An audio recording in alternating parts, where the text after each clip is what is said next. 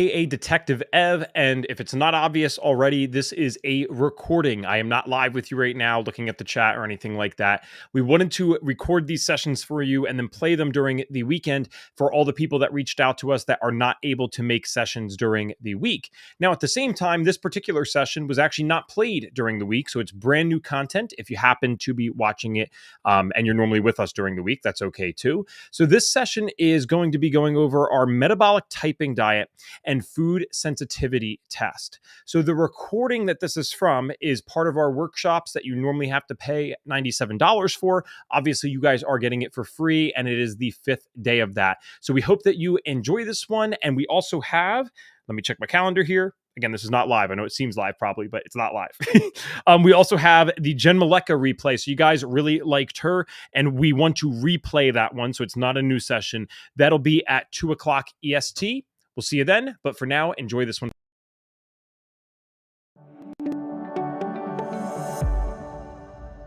All right. Hello, everyone. Day 5 of the 5 and 5 workshop. You have made it. I see people piling in right now. All right, 3 of 5 for Victoria. No problem at all. We're going to do a little bit of a review in the beginning, and then we'll get right to it. This is a day that so many of you guys have been asking about. They're like, did you do dietary stuff? Do you do nutrition at FDN? It's called functional diagnostic nutrition, right? And yes, we save some of the most interesting stuff for last. Not in the sense that it's the most complicated, but you got to know how do we support people's nutrition with chronic illness? Really important. So this is how this day is going to go and how it's going to be broken down. We have a lot to cover. Remember, we have the protocol today and stuff too. And so yesterday, as amazing as it was to be able to answer all those questions, I talked with the team. 100% we're doing a Q&A for you guys. We already have that set up. Today only, we're going to have to do it in such a way where we let our wonderful presenter today just do her thing, and then we'll get into some stuff, and then we'll do the Q&A. So this is what's going to happen in order. I'll do a review real quick. Then we'll talk about dietary stuff of FDN, food sensitivity testing, metabolic typing, diet. I'm going to then share something with you that I've been hinting at for the last 5 days that maybe if you were interested in the FDN course, perhaps we worked something out. Maybe we didn't. We're going to find out right after that. And then the wonderful Elizabeth Gaines is back with us, who you guys all freaking loved the first day. And she is going to share the protocol stuff. So Elizabeth, you got some juicy details for them later today, right? I sure do, Evan. I'm so excited that we get to share the protocol after we've seen all 5 labs so that we really have a good sense of what's happening with this person and how best to support them, not only through supplementation, but through diet, rest, exercise, and stress reduction as well. So I'm really happy to share this with you guys later. Yep. Thanks for being back, Elizabeth. We do have Tara with us still. Tara's been wonderful at helping answer questions. She's an FDN herself. She's always in our DMs, not reaching out to us. She's in your DMs, actually, reaching out to you and answering your questions. So going to be fun. But like I said, ask questions as we go along, but we're not going to do those little 5-10 minute pauses like last time because we want to get you guys through all this stuff. So let's review really quick. Reese is our 37-year-old client. All of these labs this week have been for Reese. All of them are the same person. She currently is located in Charlotte, North Carolina, been married for 5 years and struggling to conceive for the past 3 years with no success. And remember, this is the time this is the person where they're kind of having to schedule their intimate time. It's actually adding stress, and no one should be having stress when they're doing something supposedly fun, right? Hopefully fun.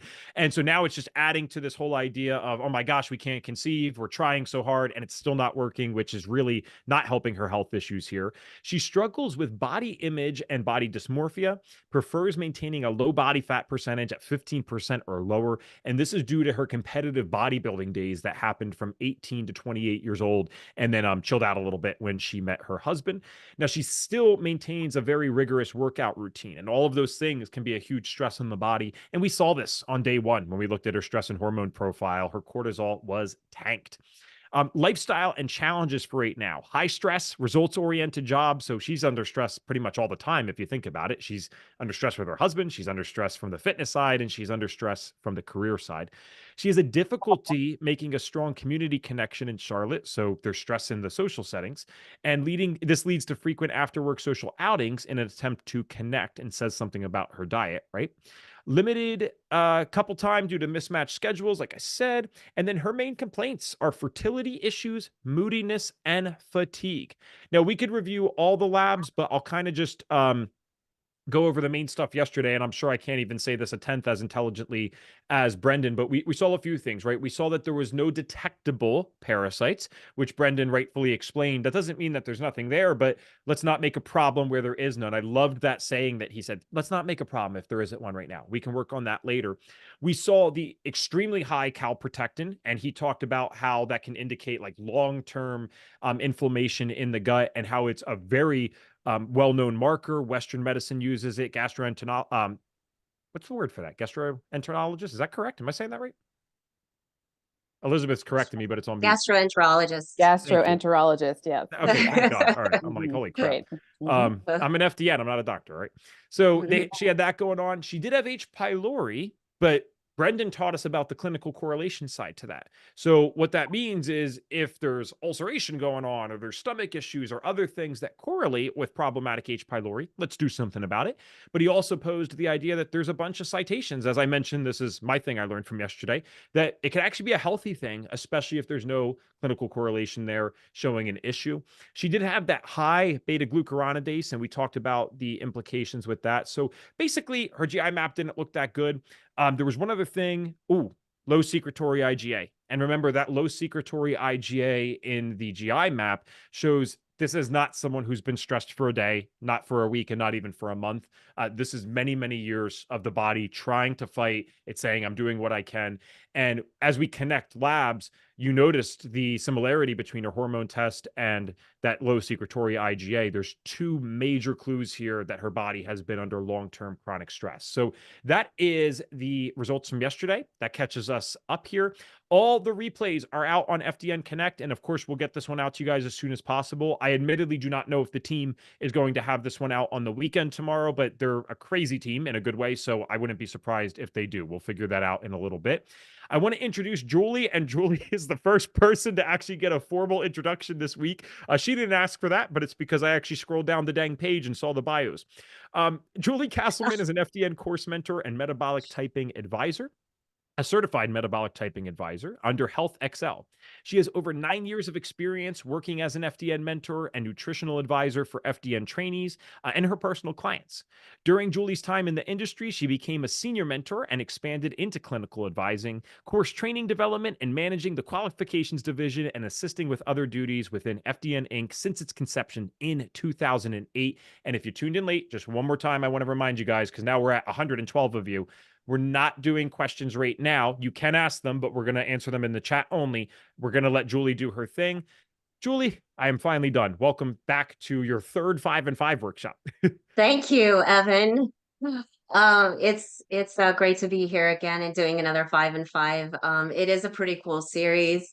So I'm just grateful that I've been asked to participate once again, because I've got some really good information to share with you and to answer some questions. And so my focus with you today is going to be on diet, and this is a huge part of our Dress for Health Success program. Now, in our diet recommendations, we test clients on what we call metabolic typing. And I really think that it's important that I share with you the principle of metabolic typing and why it is that we choose this way to make our recommendations with our clients. And as a practitioner, maybe this has been an area for you, is adds some challenges. What should I recommend to my clients and patients? What is truly a healing diet? How by applying certain diet recommendations can we reduce stress and support the body's natural healing processes? And so with metabolic typing, this is the Health Excel's metabolic typing. This is one in which is really just a very customized approach to diet. I'm going to share my screen here if you don't mind, and I'm going to show these. Let's see here. So this is what the test looks like here. But this is really a diet program that meets the genetic nutritional requirements of your clients and patients. Okay, it's not a one-size-fits-all approach. The Health Excel metabolic typing program is based on the principle of what we call metabolic individuality. And that essentially is just the understanding that we are as unique from one another as we are in our fingerprints. So no two people are exactly the same. If you've ever noticed in your recommendations and watching, clinical manifestation of how your client or patient is doing on a specific diet, and then noticing as you make the same recommendations for each person, maybe with the elimination of histamine-rich foods or gluten removal or, foods that contain gluten and things like that. But just from the basic standpoint of what are healthy, healing foods for somebody, and then noticing the different reactions that manifest from the same sort of diet. That's biochemical individuality. When one client or patient notices that that particular diet is producing really good results, we have an improvement in energy, we have a reduction of maybe bloating, maybe sleep is improved, whatever it may be for any particular case. And then for another individual, it seems like it has little or like no effect, like they're just on this, this hamster wheel. It's not really seemingly producing good results. And then we have this other client, patient or person that seems to be getting worse. Okay, that's that biochemical individuality. So the remedy that worked for one client or patient can have a totally different effect on the very next individual. Okay, so the roots of the concept of biochemical individuality and this system of metabolic typing can be traced back to antiquity. This is something that's been around actually for quite some time, back to ancient Chinese, Hindu, Egyptian, Greek physicians and philosophers, Socrates, excuse me, Jung and Freud. And then in modern times, there have been medical researchers and doctors and biochemists that recognize the value of biochemical individuality. A synonymous term with that is metabolic individuality concerning the autonomic nervous system, the somatotypes, the endomorph and mesomorph metabolic types, endocrine types, oxidative types. The list goes on. And so the variances in catabolic, anabolic influences, blood types, all of this falls under, the principle that we follow today and what specific recommendations that we're making. But we have to know something about this particular individual or our patients or clients first before we can make those specific recommendations. So, that the system of metabolic typing draws from the works of all these past researchers and piecing those independent parts of the puzzle of nutrition versus biochemical individuality contributed from past researchers into this homogeneous whole. Okay, we now understand that the body is structured through many different levels of organization, and each has its own rules of behavior in relation to nutrition. And the common glue that binds all the different levels and all the different theories is energy, the creation, maintenance, and control of energy in the body's ever-present attempts to adapt and how nutrients and nutrition relate to those processes, right? So the purpose of metabolic typing is to balance body chemistry, to maximize metabolic efficiency and energy production by properly addressing metabolic individuality.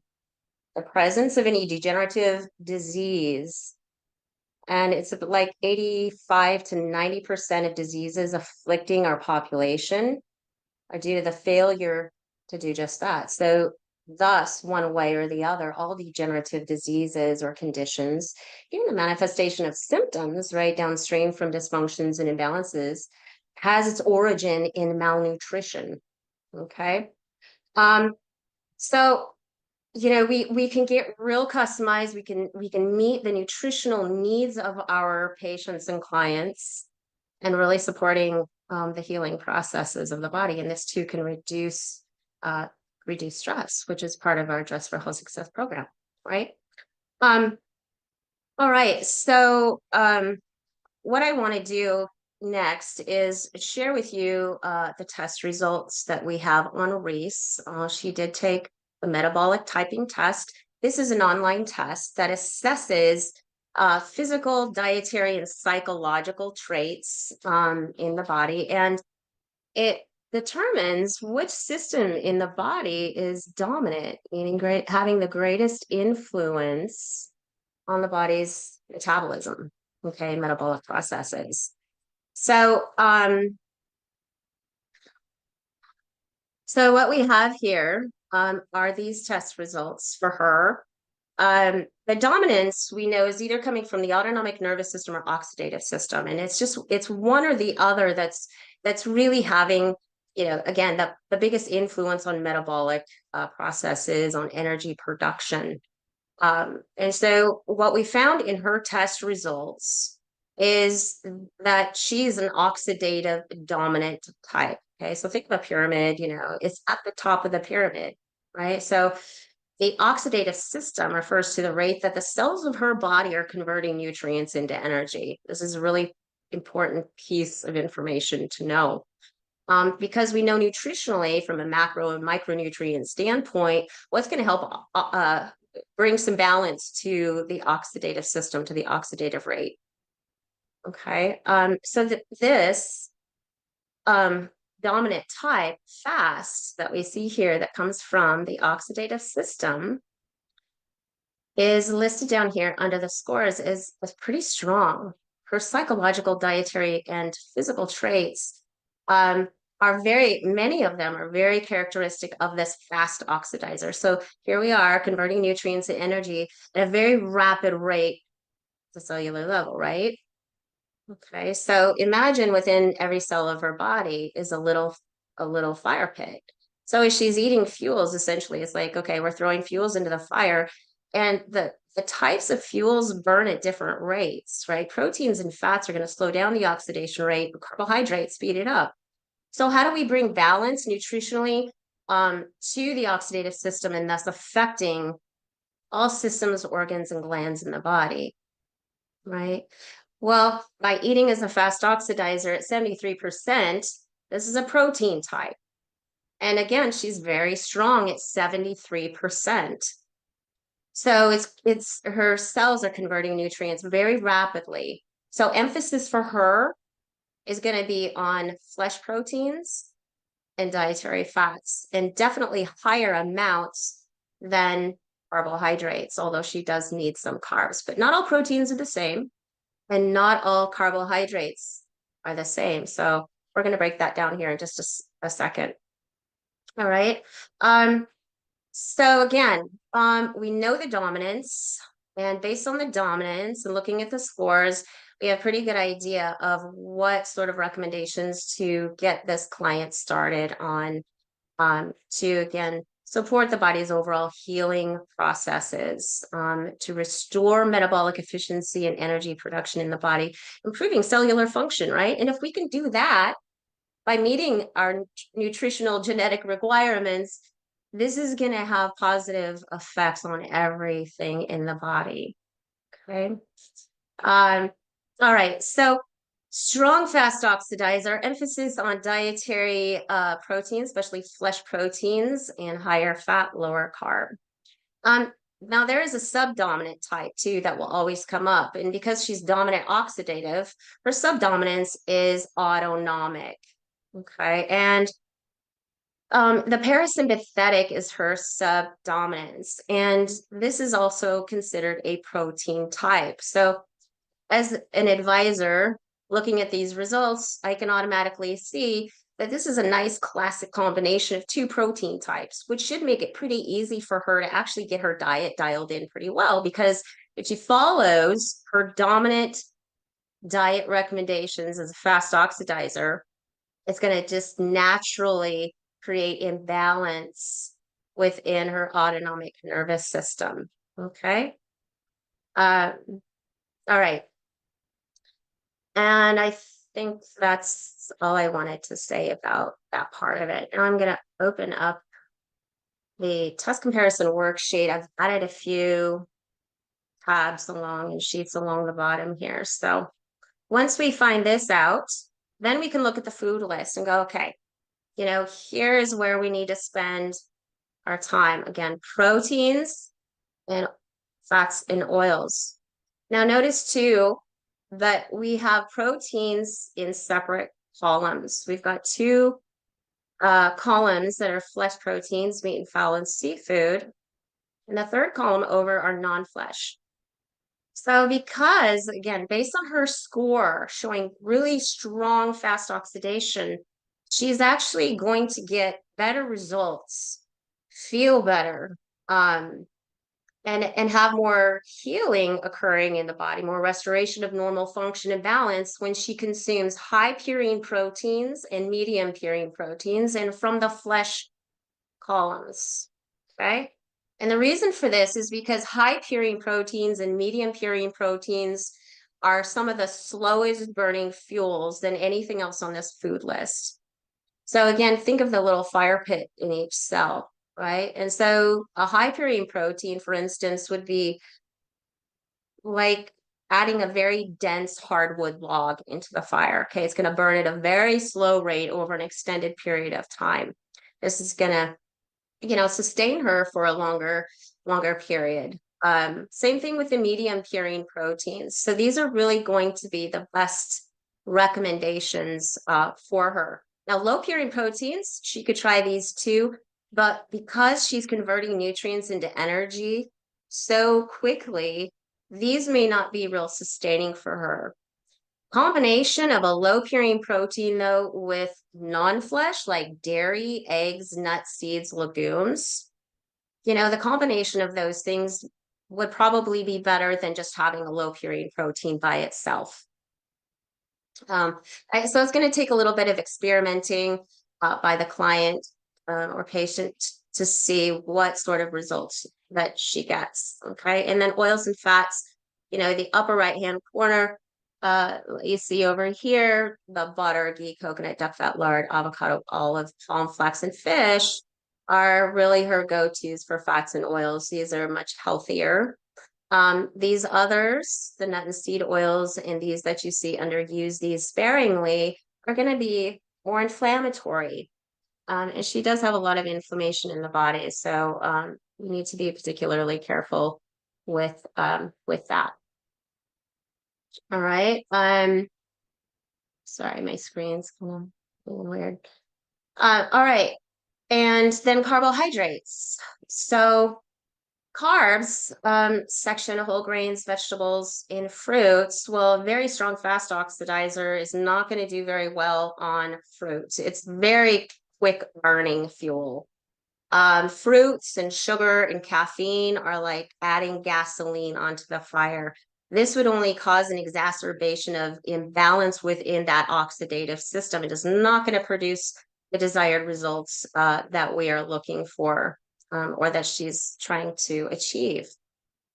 But she does need some carbs. So for the fast oxidizer, the best carbohydrates we know for her are going to be non-starchy vegetables. So those are the vegetables we see in the middle column that are not highlighted yellow. On this food list, anything highlighted yellow is indicating a starchy food.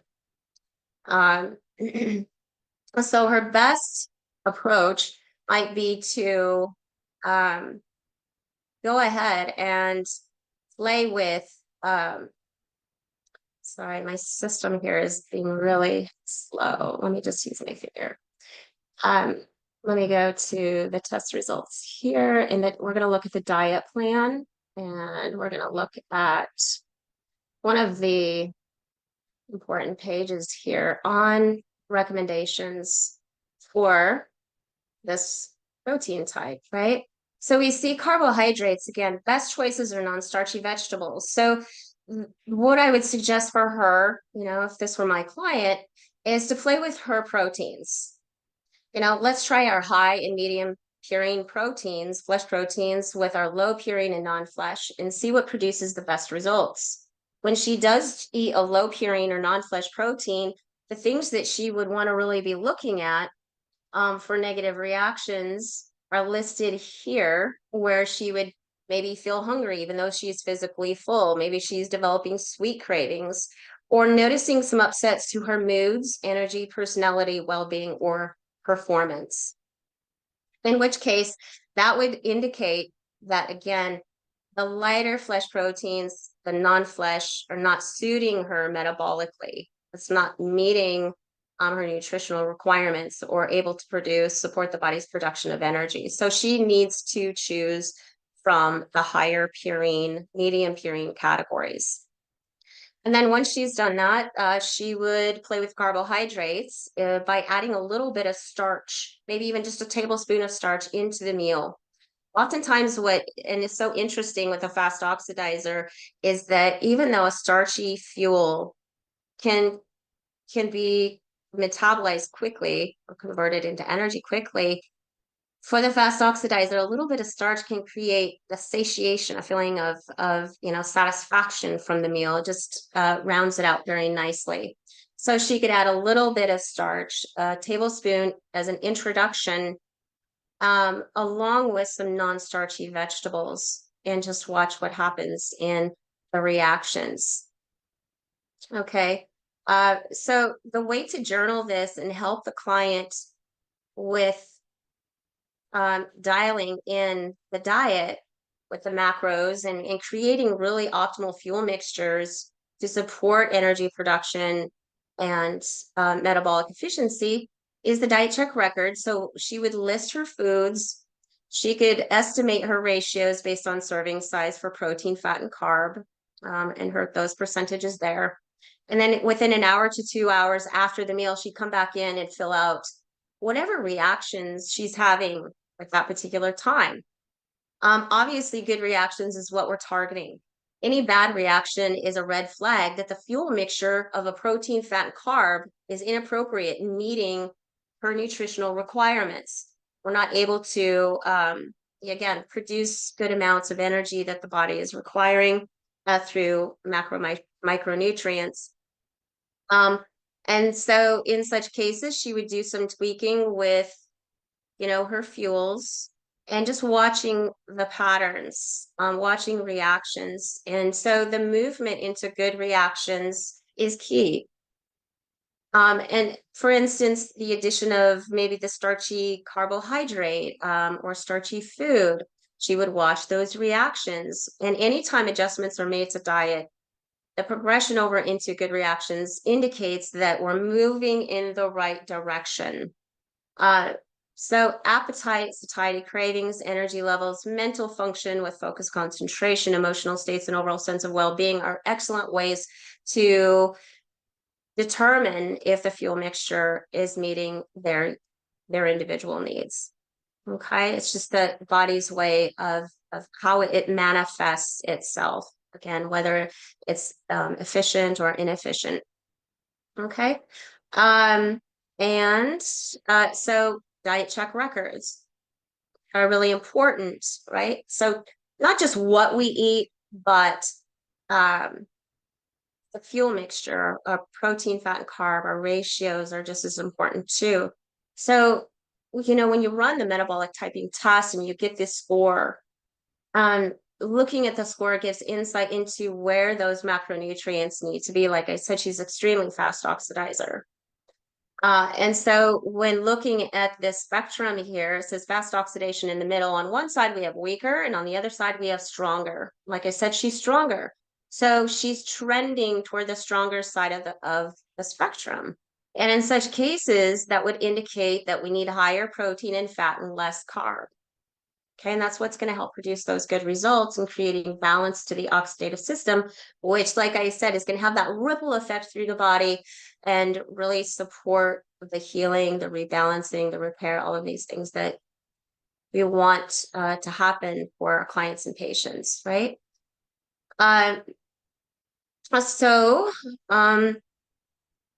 The other way that we can support her with, meal planning, this is a very common question.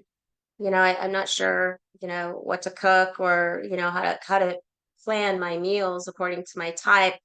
There are cookbooks available for each dominant metabolic type, and there are 6 possible dominant types.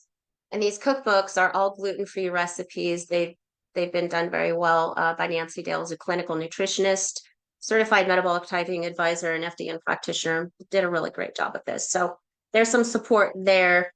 on that side of things as well. Okay. Let's see, what else do we have? Any questions from you specifically that you would like me to answer? I think the only one that is definitely worth asking right now, just so people can understand this, is with metabolic typing, can it change over time? Yes. Right. So there's really two types. There's what we call the functional type, and there is the genetic type. Now, the genetic type is the type of metabolism that we were born with. The functional type is one that has deviated away from its genetic type. And for any number of reasons. You know, all in all, it really has to do with the stress load, chronic stress on the body, and its shifts metabolically in another direction in order to, you know, sustain all of the processes in the body to sustain life. So deviations away from genetic type can happen. And so even if Reese were to shift, meaning if she tested out right now as a functional type, the current diet will help her body return to its genetic type. Okay, and that's where we want to be. We want to be within our genetic type because that allows for the full expression of our true genetic potential and optimal states of health and wellness. Okay. And now we don't know if she's functional or not, and the only way to determine this is once we give them time. You know, the body has time in the current diet. We get these macronutrient ratios dialed in. We're seeing good results. You know, we're getting good reactions, predominantly good reactions after all meals. And then let's say one day she wakes up and notices that even though she's eating the same way, it's not producing those good results that she was once getting. So in such cases, what we would do is say, okay, Reese, pull out a diet check record sheet. Like, we need to do some spot checks.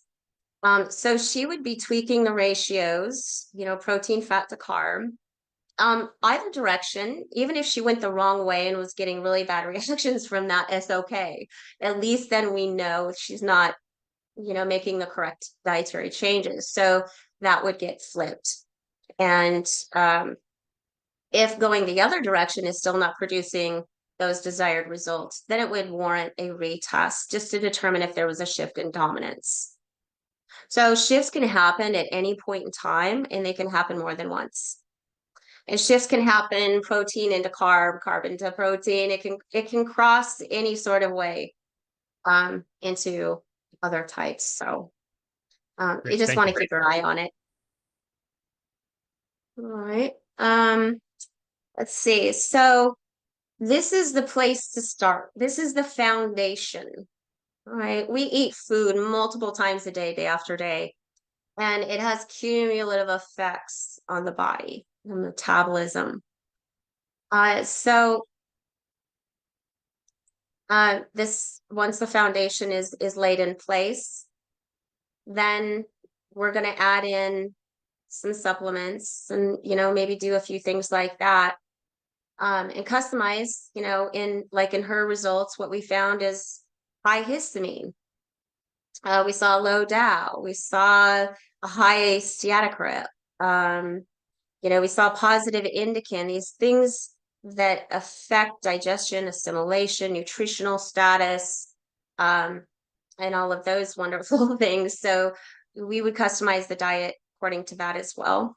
Removing high histamine or histamine-rich foods. We would take out foods that suppress that DAO enzyme production, the main degrader of histamine. And those would be like alcohol. Well, Reese is drinking alcohol. Tea is another one. So black tea, green tea, mate tea would be DAO suppressors. So she did indicate that she drank tea. So we would just want to ask those questions, you know, what kind of tea are you drinking? And then gluten. So we'll talk more about some of that too when we get into the food sensitivity test. But those, I'll share my notes with you. So the foundation is in place. We've got good reactions after meals. We've removed inflammatory foods per the MRT test. We've reduced histamine-rich foods and foods that suppress STAU. And then we can add in the rest of our protocol, our supplements. It's best not to mix micronutrients into the diet while the client is getting started, because again, just like macronutrients, your proteins, fats, and carbs affect people differently. When you break those foods down to the micronutrient level, the content, it's going to affect, again, that's where we get to really dissect it and look at, what is biochemically balancing for an individual from a micronutrient standpoint. And so we can get very customized with that too. But the foundation's in place. It's a good testing ground to determine what other supplements besides, digestive aids and whatnot are going to be beneficial for her.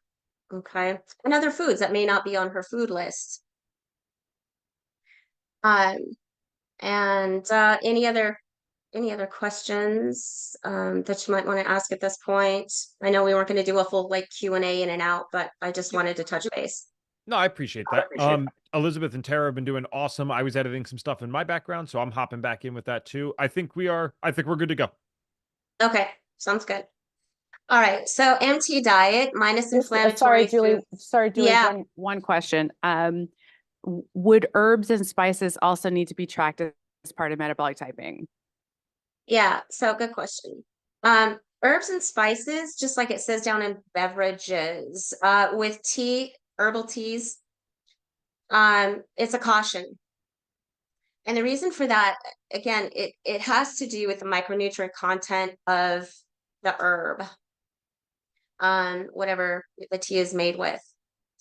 For instance, for a fast oxidizer, when fast oxidizers take potassium or magnesium or those specific types of micronutrients at high doses, especially over a long period of time, it actually increases the oxidative rate, causes, again, further imbalance. The thing is, we just don't have a list of all the herbs and their effects specifically on the different dominant types. Okay. Does that answer the question? Yep. Thank you so much, Julie. Okay. You're welcome. All right. So, that's where we're at with that. Now let's get into, we're doing okay on time here. I'm going to move into food sensitivities. So Reese ran the MRT test, and you know what? I might just pull up. Let me pull up her test results. I guess we can expand this a little bit. So the mediator release test is the chosen test for us. Food sensitivities, this is a really important test to include in the functional labs that we run with patients and clients. Food sensitivities are the most prevalent hidden stressor that contributes to metabolic chaos, right? Metabolic chaos is what? All those dysfunctions and imbalances that lead to the presentation of symptoms and conditions downstream. The foods that we're looking at or looking for, the level of sensitivity and the specific items are inflammatory. The whole process is very complex as far as, the immune response and immune functions with regard to food sensitivities. There's lots of different, mediators and pathways. We're looking at with the MRT test, your innate and adaptive immune response to foods. We're looking at volumetric changes to white blood cells as they release mediators in contact with these various things that are tested by the labs. It's much different than just your straight IgG test, which is only really looking at one component for any sort of food sensitivities. And this test too You don't have to challenge it. This is what would cause inflammation in the body if consumed. And so we found quite a few foods here that she has an inflammatory response to. Dairy is one. So the recommendation is no dairy.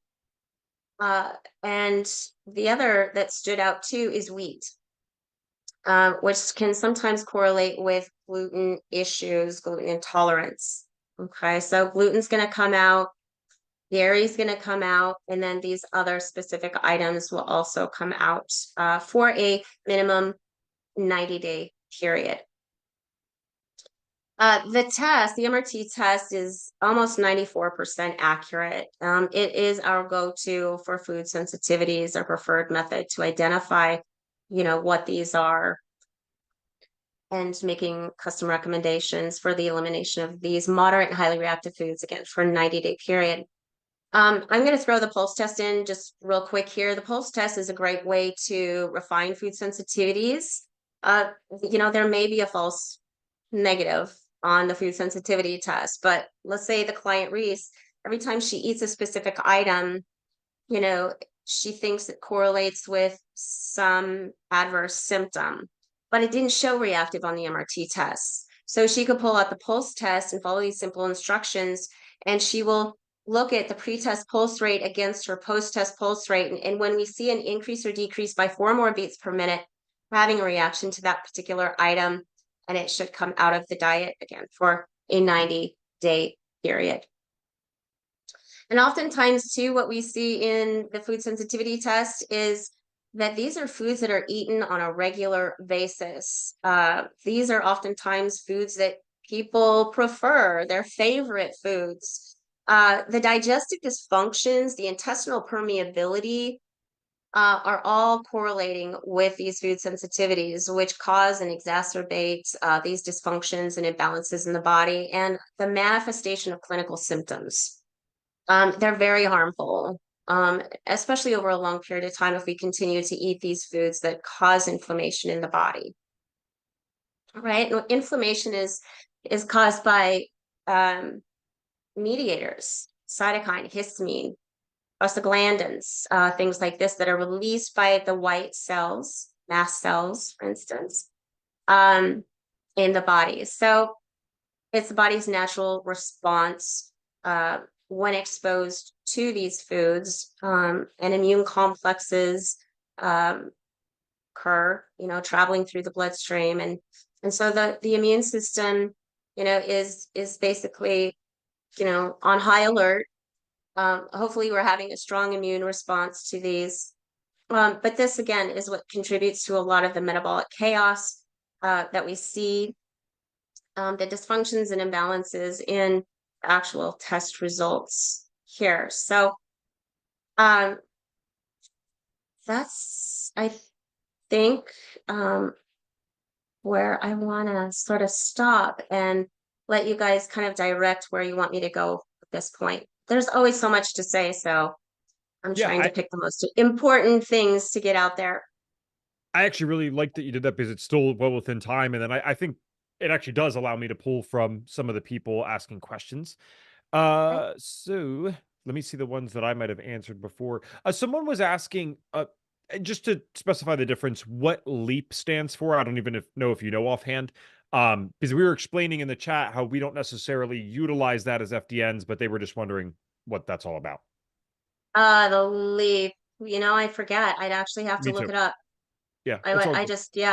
I rarely ever even think of the word LEAP anymore. I always think MRT. I'll say this, for those that asked. Again, Elizabeth answered correctly. Every FDN does create their own protocols for their clients, so everyone handles it a little differently. I actually have experimented with having people maybe try like the first week just to see if it shifts their body really significantly, if they start feeling a lot better.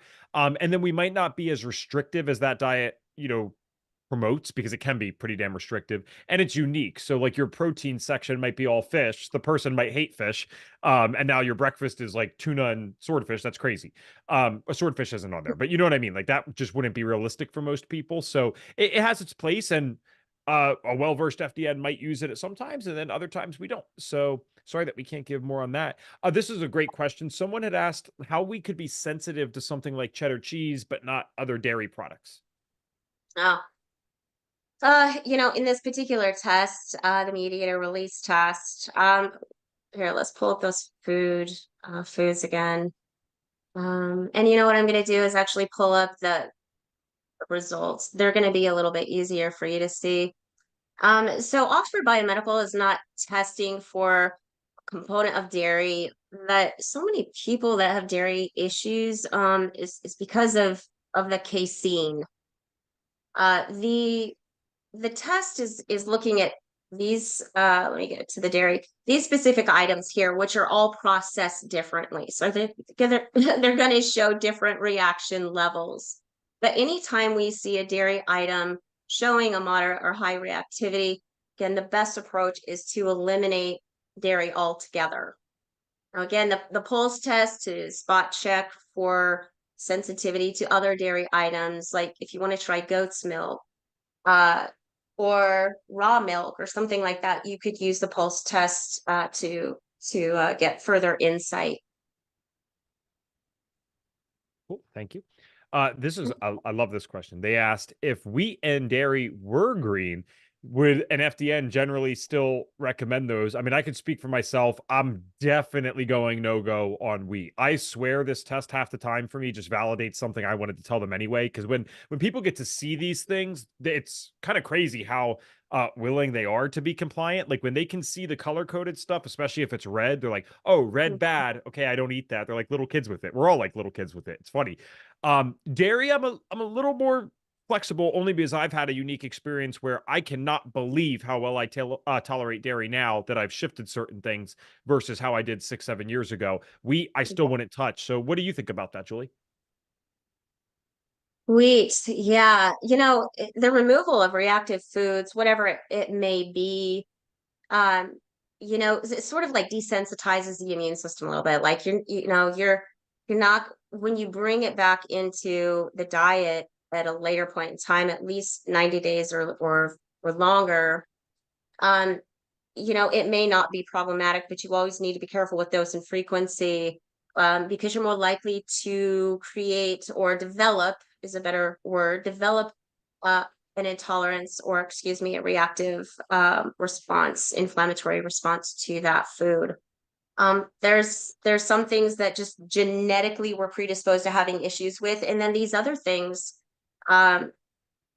it's what happens because of intestinal permeability, digestive dysfunctions. We see an increase in the number and severity of food sensitivities as a result of that. So there will just, for different reasons, there are just going to always be foods that every individual may have some issue with, and others are just going to drop off. So maybe that doesn't specifically answer the question, Oh, that's good. but I think in okay, terms of then, hopefully. just so I don't accidentally turn this into a nonstop Q&A, I guess what I would want to know is you're obviously very well versed with both of these tests. So let's say I'm the client, right? Let's pretend I'm Reese for a little bit. When we have all this stuff showing up on the MRT, and now we have to take in consideration the MT diet, and we have to take into consideration the client's lifestyle, what they're able to do and not do. What's your recommendation for how we actually implement these things in a way that's not completely restrictive or debilitating to the client? Because we know that that can be counterproductive, right? If we restrict them so Right. much that they feel stressed, well, now we haven't helped. We did the opposite of our job. Okay. Well, for Reese, again, the most healing, balancing, most powerful diet that she could ever follow is her metabolic type. Again, meeting the genetic nutritional requirements of the individual. By doing that, we're optimizing cellular function, which in turn is going to improve tissue health and function, right, of glands, organs, and systems in the body. Is powerful. And especially when we've been following this over a longer period of time, those cumulative effects of this improves immune function. All the stuff we talk about in FDN, hormone, immune, digestion, detoxification, energy production, which is their dominant system. the autonomic nervous system or subdominance, which will naturally just get balanced. And again, oxidative reduction and oxidative stress levels. So above and beyond anything else, this right here is fundamental. This is what we're going to recommend. And then, you know, when we have lots of different, let's say she had candida overgrowth, gluten sensitivity, high histamine, a lot of reactive foods on the MRT test. Yeah, oh gosh, there was one lady that I consulted with who had really like all that stuff going on, and she had a mass amount of food sensitivities, and she's just like bawling, like, what am I going to eat? So in such cases, we really have to pick the lesser of the evils, right? But the number one thing that we will always do is this foundation right here, because this is what's going to help produce positive effects that we're looking for in reducing inflammation, reducing food sensitivities, supporting the immune system. So we, you know, so those things that are causing the dysfunctions and balances that we see in these functional labs to say, whoa, you know, we need to take care of this in a dietary, you know, way that, you know, we can kind of phase it out, right, over the course of time. Number one, this. Number two is going to be the removal of the MRT foods. Okay. And then obviously, like gluten. Well, there are a few foods that are, you know, gluten containing foods. Here's a list of some of them. Like, here's some foods that we really want to abstain from eating. Some of these things aren't going to cause like major reduction of dietary options for a client or patient. Right. And so like she's got high histamine. Well, there's a list of all kinds of foods that can cause a rise in histamine. But it's not just dietary, right? She's got an opportunistic bacteria too that cause rise in histamine. There's other things, you know, the stuff, the antigen overload from even other things that, you know, the infections, infestation, this kind of stuff causes the immune response and can cause, you know, the stress load, the antigen overload on the system. So with regard to like histamine, I would tell her, you don't have to remove all of these foods.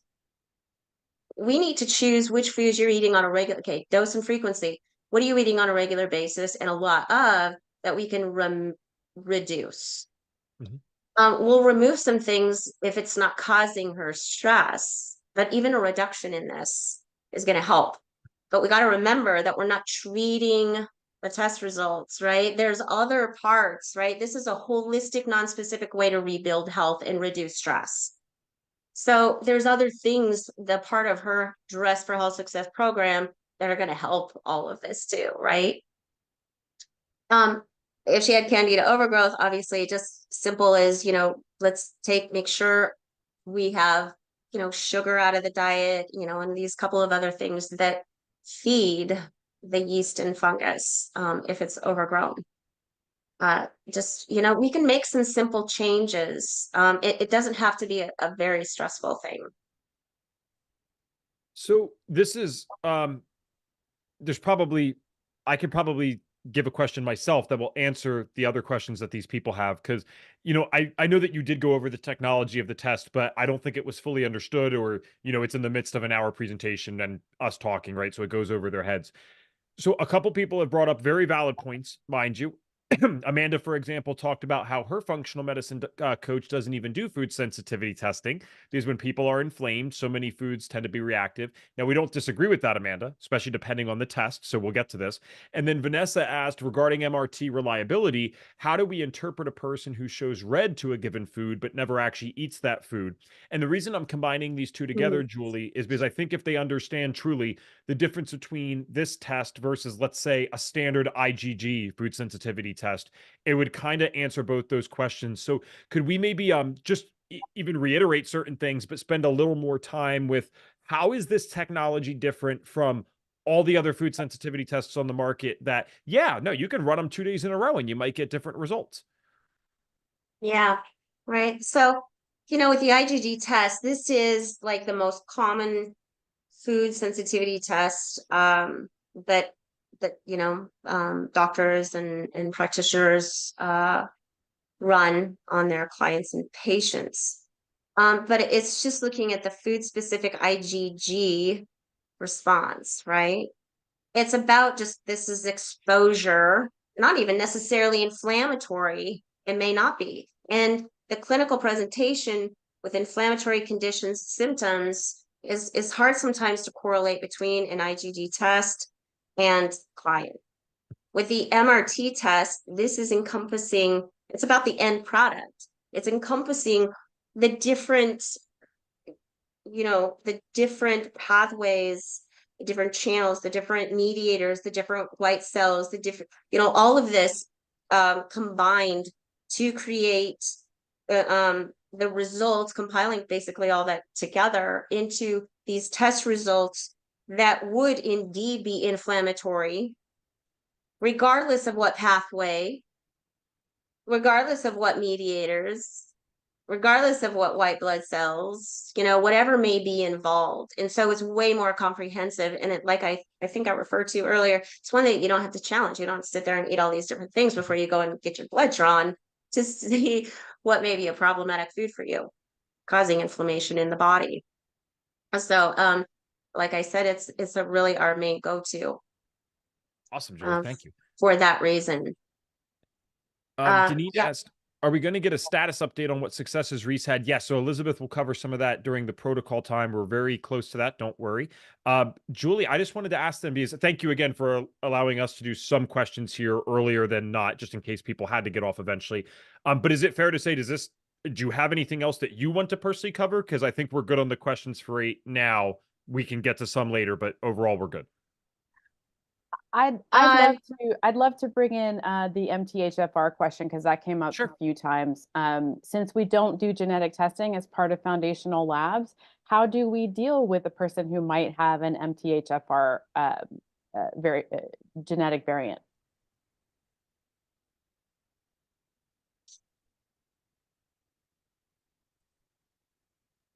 Julie? Yes, I'm sorry. You cut out a little bit. Oh, I'm sorry. It's okay. I was saying, since we don't run genetic testing as part of the foundational markers, how might we deal with somebody who has an undiscovered MTHFR genetic variation?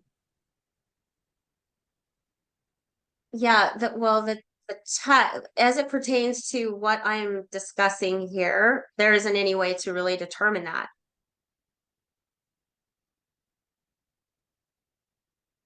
Right, but would our other pillars of dress potentially be able to manage that, even if we didn't identify it in the first round? Yes, of course. Yes. And again, I think especially with this particular diet.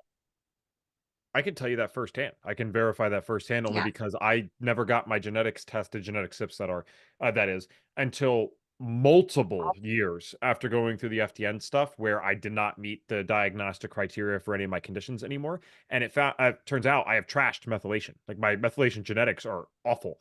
And yet I felt a lot better. So that's not to say that that's not a useful marker. Let's not get this twisted, but Mhm. it really kind of proves the point. Genes load the gun, environment pulls the trigger. And when you nail down the Yeah. environmental stuff, it's like, oh, okay, all of a sudden that doesn't matter as much. Not saying it's irrelevant, but doesn't matter as much. Right. And what those triggering mechanisms are that flip that switch. And again, I just have to keep going back to metabolic typing, because no matter what is a part of the case, the story for a patient or client, this particular approach to meet the nutritional requirements of any individual, very customized, individualized, can help in correcting those things to reduce the expression. We talk about the genotype, the phenotype, and the genetics.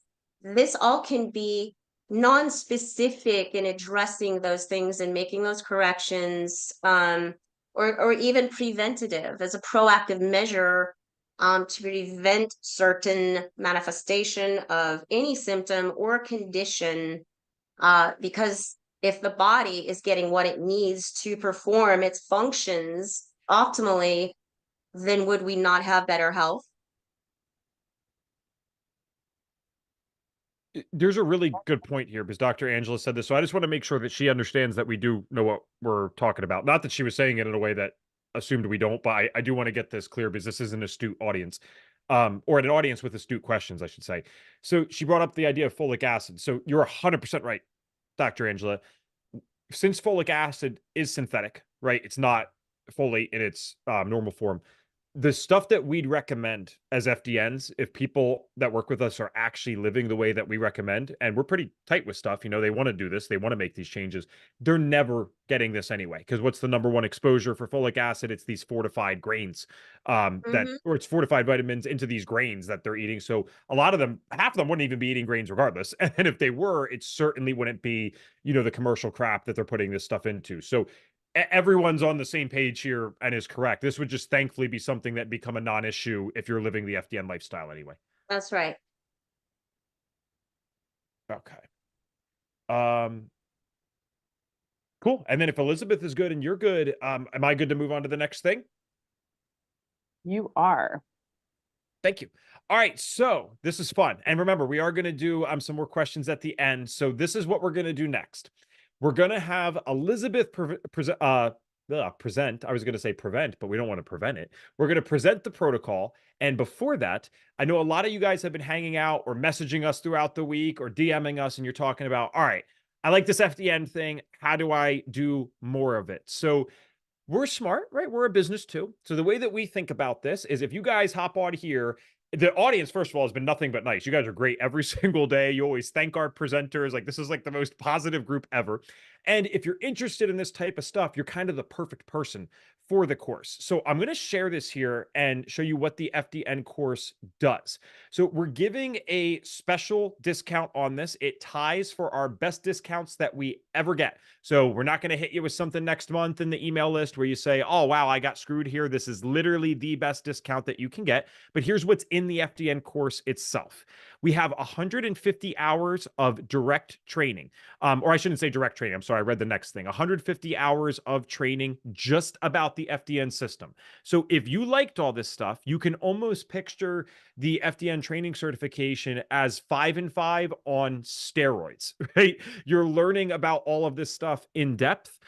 Maybe you wouldn't be as well versed as some of the amazing people who have come on this week. A lot of them have been doing it for years, but you're going to know 80-90% of what they know and have presented simply from doing the FDN course.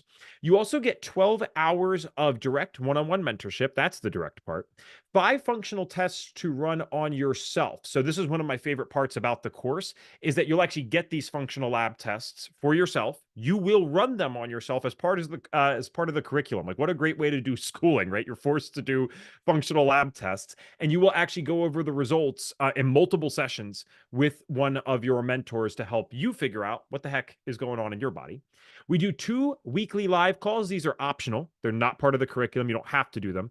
They can be part of your curriculum, but you don't have to do them to graduate. And one is with Elizabeth Gaines herself. She has this thing called Hot Topics, and she breaks down the course. It's like she's the celebrity of FDN now, basically, because it's so good. And then one is with Reed Davis, the founder of FDN, and very often Elizabeth and other mentors hop on that as well. You get immediate access to our medical director program upon graduation for no additional cost. So this is how we facilitate the lab orders. If you're a doctor, obviously, you know how to facilitate lab orders, but maybe you want to do it in different states. If you're a health coach like myself, you are allowed to do this through us because of how we have set it up for you. So that's really cool. Everyone kind of wins there.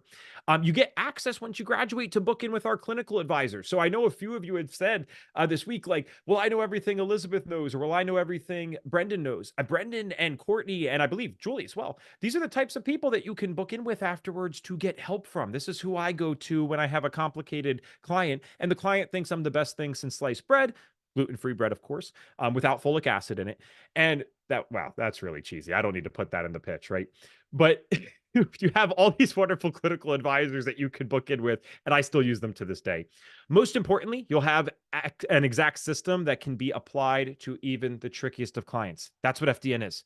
We're showing you this system that took tens of thousands of hours and clients to develop. Literally, that's not an exaggeration. And you can do it in 150. Reed always says, I can teach you in about 10 months, if not less, what took him 10 years to figure out.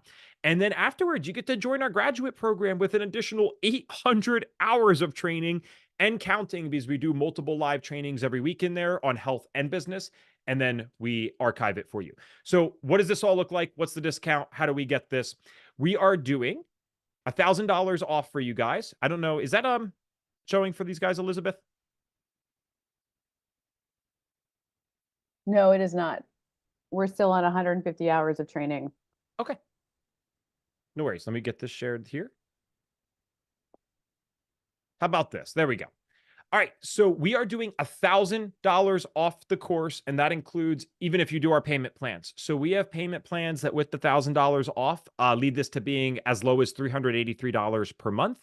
Everyone always asks, well, wait a second, aren't these labs expensive? I can't do $383 a month and get the labs, right? They wouldn't be making money. We take the risk. So that's just something that we have faith in here at FDN. We know our graduates and the people that go through this are good people. So that's something that we're willing to do. So you get $1,000 off, even if you do a payment plan through us. You can check out more at this QR code here. And then I believe our wonderful friend Tara will put a link in the chat for you. We'll drop it a few times there. So the course is normally $8,997. It's $1,000 off. And again, that's tied for our best discount that we do all year. So it's really cool. It's always exciting to see the people that come in from our 5 and 5 workshop. So we hope you guys appreciate this.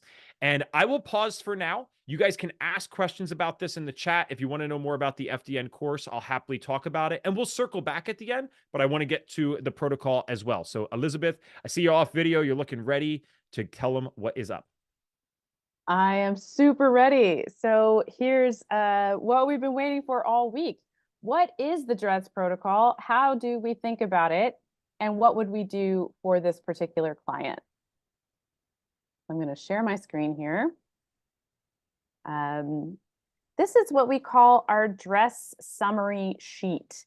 So we go category by category: diet, rest, exercise, stress reduction, and supplementation. And we put it on this little sheet. Now, normally, if I'm working with the client, I'm going to drip out on their dress summary sheet only what I want them to be working on for the next couple of weeks until our next meeting. And then we'll reevaluate. I'll give them a new dress summary sheet, and then that'll bring us to our next meeting. But for you guys, I'm putting the whole kit and caboodle on here to show you what I would do for the whole 90 days. So I just want you to keep that in mind. This is not the way that I would present this to a client because that's overwhelming. But I'm going to give you guys all the goods that we came up with as mentors and clinical advisors when working on Risa's case. So Risa's tests show us a consistent pattern that she has run through her vital reserve, that her hormones are really barely above postmenopausal levels. She doesn't have a lot of cortisol to be working with. She's got too much stress in her life, too much fight flight, not enough vital reserve. And so of course her body is saying, I don't have enough energy or potential to carry a baby right now. I'm trying to get through day by day. I cannot carry a child. So for the diet, we really want her to focus on eating a robust diet that keeps her full and satisfied, get rid of the calorie counting, get rid of the calorie restriction, and eat the things that make her full and satisfied to the point that she is full and satisfied. We are trying to put money into that vital reserve bank account. We are trying to get that bank account overflowing so that the body has money to spend, particularly on fertility and having a baby. But the body is not going to do that until it feels safe and until it feels really well resourced, because that's going to put everybody's life in danger if it doesn't do that.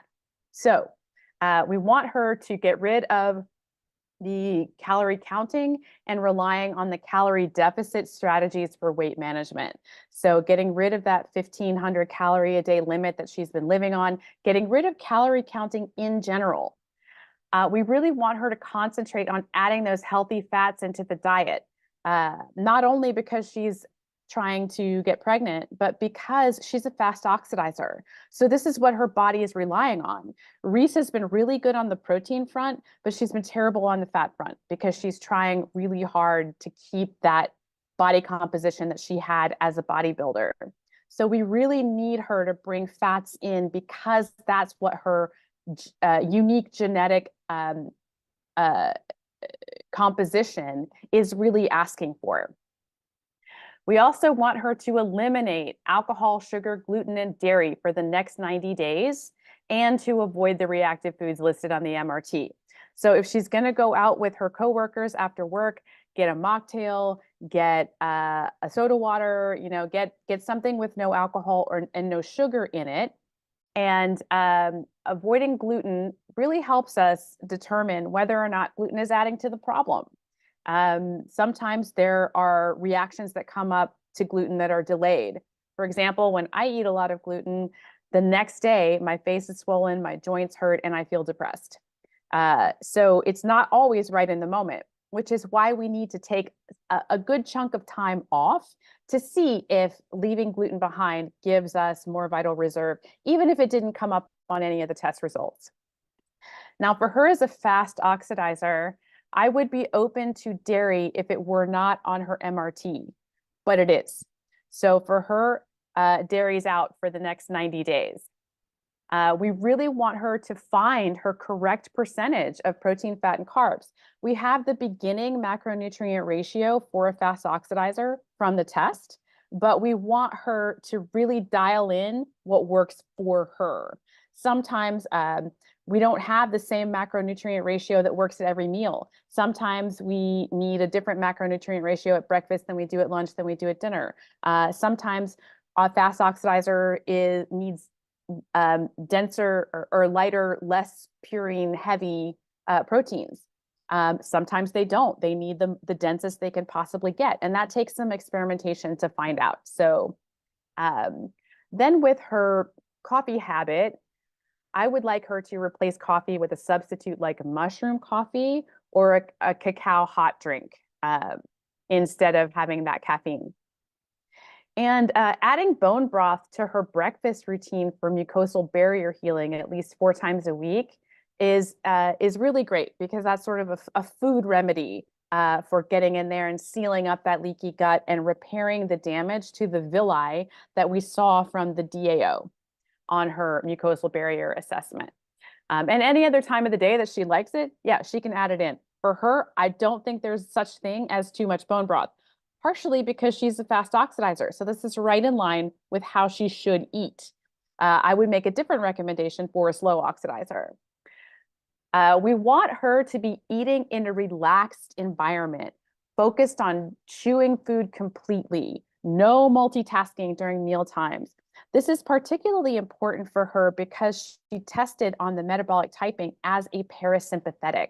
So she is a person whose biology demands breaks during the day, demands being in situations where we're just concentrating on one thing at a time, demands breaks for meditation, really does well when the day is not stacked start to finish with meetings and things like that. A lot of times our parasympathetics are living like type A's, and they are scheduled from the time they wake up to the time that they go to bed. And Reese did complain about that. Her job has no downtime. And so as a parasympathetic, she is doubly using her vital reserve to live in that way. So we really want to make sure that during meal times, particularly so she can get the most out of it, she's in a quiet environment. She doesn't have to answer email while being on the phone. She's not, in a noisy place, and she's able to really chew the food, and because that's the first point in digestion is mastication. Good mastication is really important for digesting food. We would like her to consider a water filter or a filtration system for the house because she does drink a lot of tap water. Tap water has a lot of chemicals. And we want her to really concentrate on buying organic food and organic grass-fed meats. We would also like her to add that rainbow of fruits and vegetables to support antioxidant potential in her body because of those inflammatory markers that we saw, both the 8-OHDG indicating that in the oxidative stress battle, she is in a pro-oxidative state, and the histamine, which indicates that there is a pro-inflammatory environment going on in her gut at least. So that's diet. Any questions on diet before we move to rest? Great. So rest for Reese, she is not getting enough sleep. She is shortchanging herself on sleep. She's going to bed late. She's getting up way early. She's not in bed for 8 hours. Now, I recognize that everybody is different and not everybody needs 8 hours. But at least for these 90 days, I want Reese to be adding to her vital reserve bank account by sleeping 8 hours. So we need her in bed earlier and we need her to stay in bed longer. She's been going to bed around 11:30 and getting up at 4 a.m. to get that workout in, which is also costing her vital reserve. So we really want her in bed around 10 o'clock. And I know everybody out there is like, what the heck are you talking about being in bed at 10 o'clock? And when I first heard it, I was like, never going to happen, right? Like, how are we going to be in bed by 10 o'clock? But what we know is that 2 hours of sleep before midnight are worth 4 hours of sleep after midnight to our adrenal glands, which she definitely has decapacity there. Hormones, which are in the tank for her, immune system, which is incredibly suppressed for her, brain function, detoxification systems. We saw that the beta glucuronidase, which is at least a marker for detoxification, is showing that that's an issue for her. Brain function, she's talking about brain fog, all of those types of things. She really needs more sleep. We would also like her to limit her activities after dinner and stay off screens in particular.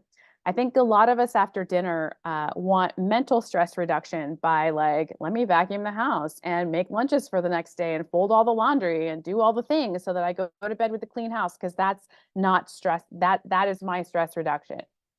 But sometimes we have to understand that that is not stress reduction for the body.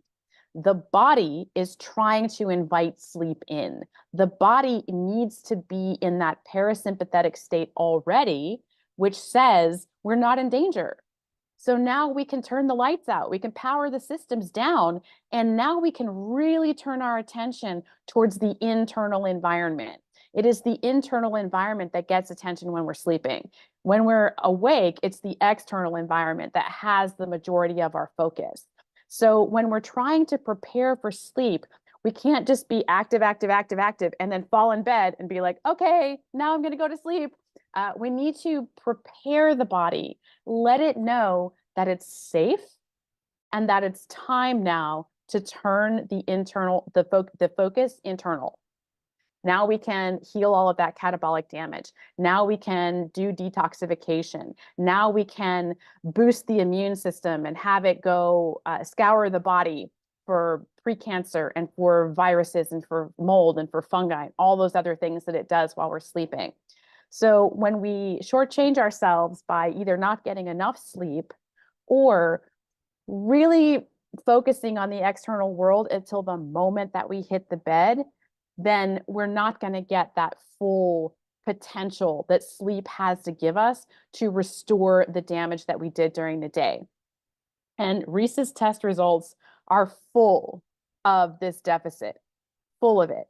So the hormones are extremely low. The cortisol is really low. The immune system is suppressed. The detoxification capacity is stressed. Leaky gut is present. There is huge immune burden in the gut from that. And now we have all of these dysbioses and different things happening in the gut because the immune system is suppressed and we don't have our mucosal barrier intact. So sleep is incredibly important for this woman. She really needs to change her sleep habits really immediately. So any questions about rest before we move on to exercise? Great. So exercise, this is one of the things about being an FDN, is that exercise can be considered a eustress, which is a stress that helps with adaptability, that helps our bodies be prepared for whatever they need to do. It helps with agility. It helps with all of those things. But if we're abusing exercise, it can become a distress very quickly. And our main job as FDNs is to identify all stresses determine whether they are eustress or distress, keep the eustresses, get rid of the distresses. That is big overview, our job as FDN. In our opinion, Reese's exercise habits have gone from being a eustress, which was adding money to her vital reserve bank account, to being a distress, which is taking money from her vital reserve bank account. And so for her to continue to get up at 4 o'clock in the morning and do these very intense workouts, she is taking from her body's ability to have energy and reserve vitality for getting pregnant. So for her, this is an either or decision. So if she can cut back on these workouts, if she can limit this intense and extreme exercise, and for the next 90 days, focus on lighter activities that save vital reserve and return more energy to the system for healing and for fertility. So specifically, I would recommend for her walking, yoga, maybe some light cycling, and resistance exercises that use body weight only. And we really do not want her to exercise to exhaustion anymore. That has been her pattern for years, and she is now in very serious catabolic debt, as well as having no money left in her vital reserve bank account. So we really want to ask her to pull back. This is going to be counterintuitive for her. This is counterintuitive for most of our clients who we ask to pull back, especially around weight management, muscle loss, all of those things. But what we see generally is if we can raise the testosterone, we're going to get muscle tone back. If we can raise the cortisol, we're going to get energy back. We're going to get brain function back. And so exercise is deleterious to her at this point. It is keeping energy, it's utilizing so much energy for her to do these really intense workouts that it's being stolen from immune. It's being stolen from hormones. It's being stolen from detoxification. It's being stolen from digestion, which we see in all of the lab markers. And so for her, I'm really going to recommend pulling back on exercise for 90 days. She's going to hate it. But once she starts feeling better, she's going to recognize like, oh, I actually am putting money back in my bank account. I actually am putting money back into my healing process. Any questions on exercise before we move to stress reduction? I think you're good. Great. So stress reduction for FDNs is huge. This is a huge area. So we've got our physical stressors, our mental emotional stressors, and our environmental stressors. And we want to take those all into consideration when we talk about stress reduction with a client. Now, what is on Reese for stress reduction? Reese needs to really look into the fact that she hates her job and that it's incredibly stressful. Reese needs to look into the fact that there is relationship stress, like maybe she and her husband need to go on a retreat or go to couples therapy or things like that. Reese needs to consider finding a therapist to help with some of these body dysmorphia issues and help her really embrace a healthy body image. These things are out of my scope as an FDN. I can't come in here and like do business training with her or counsel her to get another job, but I can tell the truth about what the test results are showing in terms of what stress is doing in her life. And I can encourage her to look at some of these big rocks and determine how she wants to go about them. So I'm going to ask her to put attempts to get pregnant on hold for 90 days while we're focusing on increasing vital reserve and lowering stress. Now, part of the reason that I'm doing that is because I'm going to ask her to do some pathogen eradication protocols from the GI map results that are not compatible with being pregnant. And so I do not want her to turn up pregnant in the middle of a pathogen protocol. Also, I just really want her to give it a rest for a minute, just so we can concentrate on putting energy back into the system. So I'm just saying, hey, for the 90 days while we're doing this, while we're focusing on putting vital reserve back in your bank, let's put attempts to get pregnant on hold. I want her to go back to regular bodywork sessions that she used to have when she was competing. So massage, chiropractic, anything that was helping to keep those old injuries in line and keep the pain at bay. Chronic pain is a huge sucker of vital reserve. So I want to make sure she's doing what she can to bring self-care back into her life and to utilize those mechanisms that were working to keep pain from being a constant presence in her life. Again, I want her to find that therapist to really help with the body dysmorphia issues. Until we can really embrace a healthy body image, we're going to constantly uh,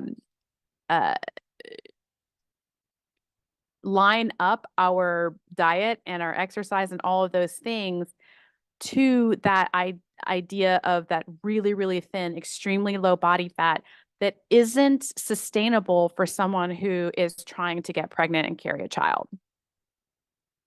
For Reese, she needs to find more downtime during the day. She is a parasympathetic. She is living. As a type A, she's scheduled from the time she gets up to the time she goes to bed. It's very rigorous. She doesn't enjoy it. She's completely stressed out. She, in particular, with her particular biological and genetic uniqueness, needs to find time to break during the day. So 15-minute breaks that include meditation or time outside, those types of things are going to be really important for her. She needs to spend time emotionally connecting with her husband so that they get to know each other again, that they're in this supportive relationship together, that they're talking about their days and they're talking about their dreams and they're talking about their life together. And then we can reintroduce physical intimacy without the aim of getting pregnant, at least for the next 90 days, right? So that they can connect in that way again, too, and really rediscover each other as partners and lovers in this relationship that means so much to them, that is getting obscured by the current schedule. And then she wants to look through the personal care products at home for chemicals, for gluten, for things that don't need to be in there, and then switch to cleaner versions as those products run out. So that's what's on Reese's plate. Now, on our plate as her FDN, we want to help eliminate those hidden internal stressors with our testing. So we did all the testing. And we're going to go through this 90-day protocol before we recommend deeper testing. We want to see what works and what doesn't work. She needs to see a doctor for that high calprotectin. There are any number of reasons why calprotectin might be high. 1,000 reasons why calprotectin might be high. And 999 of them are completely benign and are just acute and will resolve over time. But a couple of them are very serious, namely cancer. And so we want her to take that really high calprotectin that's outside of normal lab range to the doctor, just so we can rule that out. And we know that is not what we are dealing with. So I would definitely recommend for her to see her doctor for that high calprotectin. And then for the pathogen eradication treatment that came up with the GI map, she has a choice. She can either go to the doctor and seek the doctor's protocol for pathogen eradication, or she can self-treat with the protocols that I would recommend to her as her FDN. Also with the testing, I want her husband, Mark, to get tested for sperm count and quality. In this fertility situation, so often the medical assumption is that the fertility issue lies with the woman. So often the husbands don't even get tested. So I'm going to recommend that Mark go get tested just so we know.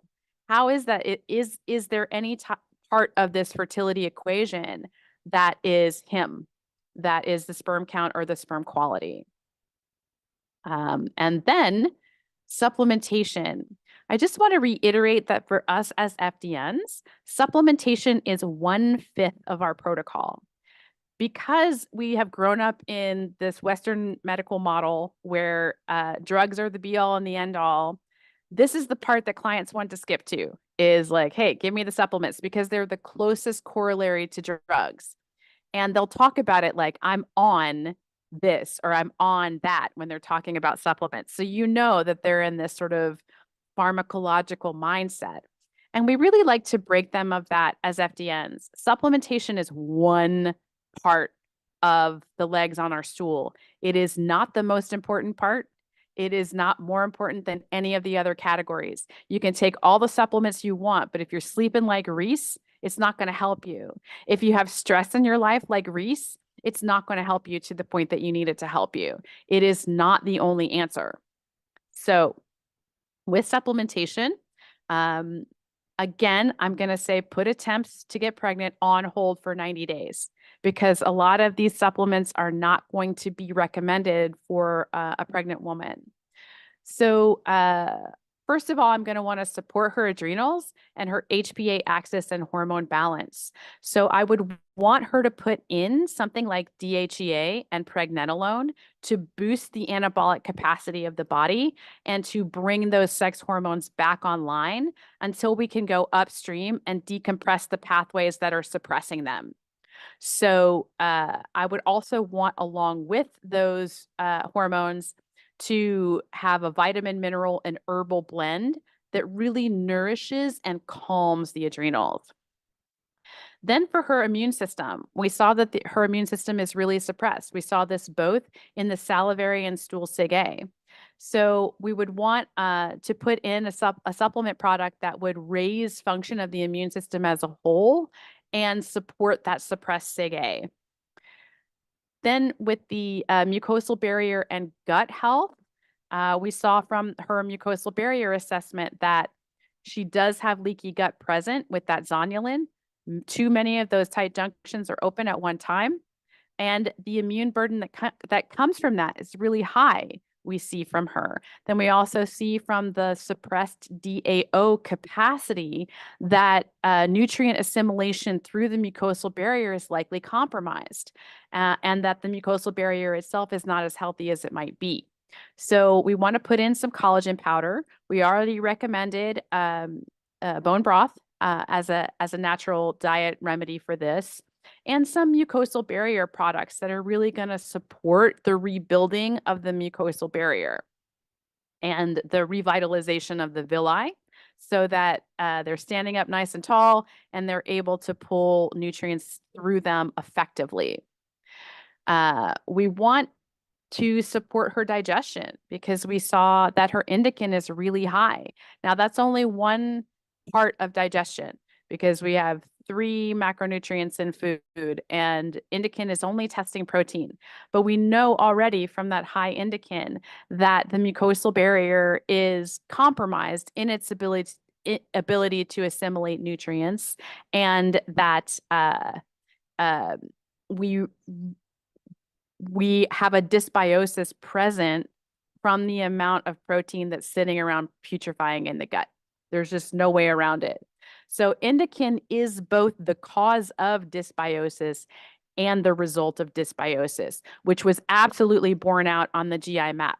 So it's going to be extremely important that we rectify those dysbioses that we saw on the GI map down further in our pathogen eradication protocol. But in the meantime, I really want to make sure that we've got mucosal barrier products in there to really seal up that leaky gut and help bring down that zonulin and the histamine burden.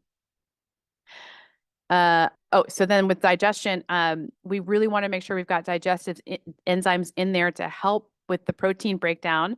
Now, we did see on the GI map that there was also steatocrit, so fat digestion is also a problem. Not surprising, given the low urinary bile acids. So we would want to put in some kind of support like ox bile to really support fat digestion, so that she can get, if she's going to start eating more fat, she might as well be able to utilize it, right? So we want to make sure that the ox bile is in there to really help with those low urinary bile acids that we saw. Now, with this, her detoxification, the marker that we got our best information from there was beta-glucuronidase, showing that detoxification is an issue, not necessarily liver, but detoxification. So those beta-glucuronidase enzymes are in there sort of reversing the work of the liver. So that's eventually going to come back to the liver to do again. And so it's important that we have some liver support in there because it's working double duty with that beta-glucuronidase coming around and kind of, I think of this as like when the liver goes through its glucuronidation process, it's like tying shoes. It's like tying up the shoes. And then with beta-glucuronidase, it's that little enzyme that comes around behind and sort of unties shoes, which means that the liver has to go back and retie those shoes. So we want to make sure that the liver is really supported in the work that it's doing. So we want to put a liver support in there. Then we would like to put some antioxidants in there. We did advise her to eat the rainbow. We do want to address this dietarily. We also want to put in some antioxidants to help with that oxidative stress and free radical damage that we saw with the 8-OHDG marker and with some of the other inflammatory markers that we have seen in her foundational labs like histamine. And then the last step for FDNs is always pathogen eradication. We want to build vital reserve before we employ strategies like pathogen eradication that will inevitably require vital reserve. People will have Herxheimer reactions. They will expend a lot of energy breaking down those pathogens and then getting rid of them. So I really want to make sure that that's the last step and that we have seen some really good rebound on vital reserve before we go there, before we implement that. So the first thing we would do is put in a biofilm breaker to open up those biofilms and make sure that the immune system and the microbial balancing agents that we're going to put in can really see those microbes, that they're not hiding in biofilm. So we're going to put in that biofilm breaker. Then we would put in some microbial balancing supplements to deal with those dysbioses that we saw. And we would add a binder to make sure that we're helping the liver with this added burden and that it can help mop up some of those Herxheimer reactions that we might see. So that, in a nutshell, is the DRESS protocol. Back to you, Ev. Yep. Sorry. Thank you so much. Because I was trying to figure out something for everyone. A few people were trying to do the payment plans and I couldn't figure out. They're like saying it was going to the top of the screen. I'm like, no, it's not. And then I realized I'm on desktop. So it seems to be working fine on desktop or laptop. And if you guys don't have that, the FDN course is really not a good idea anyway. You want to do this on a desktop or laptop for sure. So just check that out. Elizabeth, I've been saving this one for you. Tiffany asked, how many modules are there and how many are on nutrition and not reading tests? I figure you could, I forget the modules amount that I could guess pretty well, but then I really don't know how many are specifically on nutrition. Yeah. So there is nutrition mattered throughout the course. It's not just confined to one module or another, Tiffany, in the way that we are structured. We have 16 modules together. Our last module, module 16, is all one-on-one testing with mentors to pass the certification. So there's no new learning that happens beyond the one-on-one practicals in module 16. So really the course modules are 1 through 15. It is set up that modules 1 through 8 are testing modules. So we're learning about the SHP in modules 2 and 3.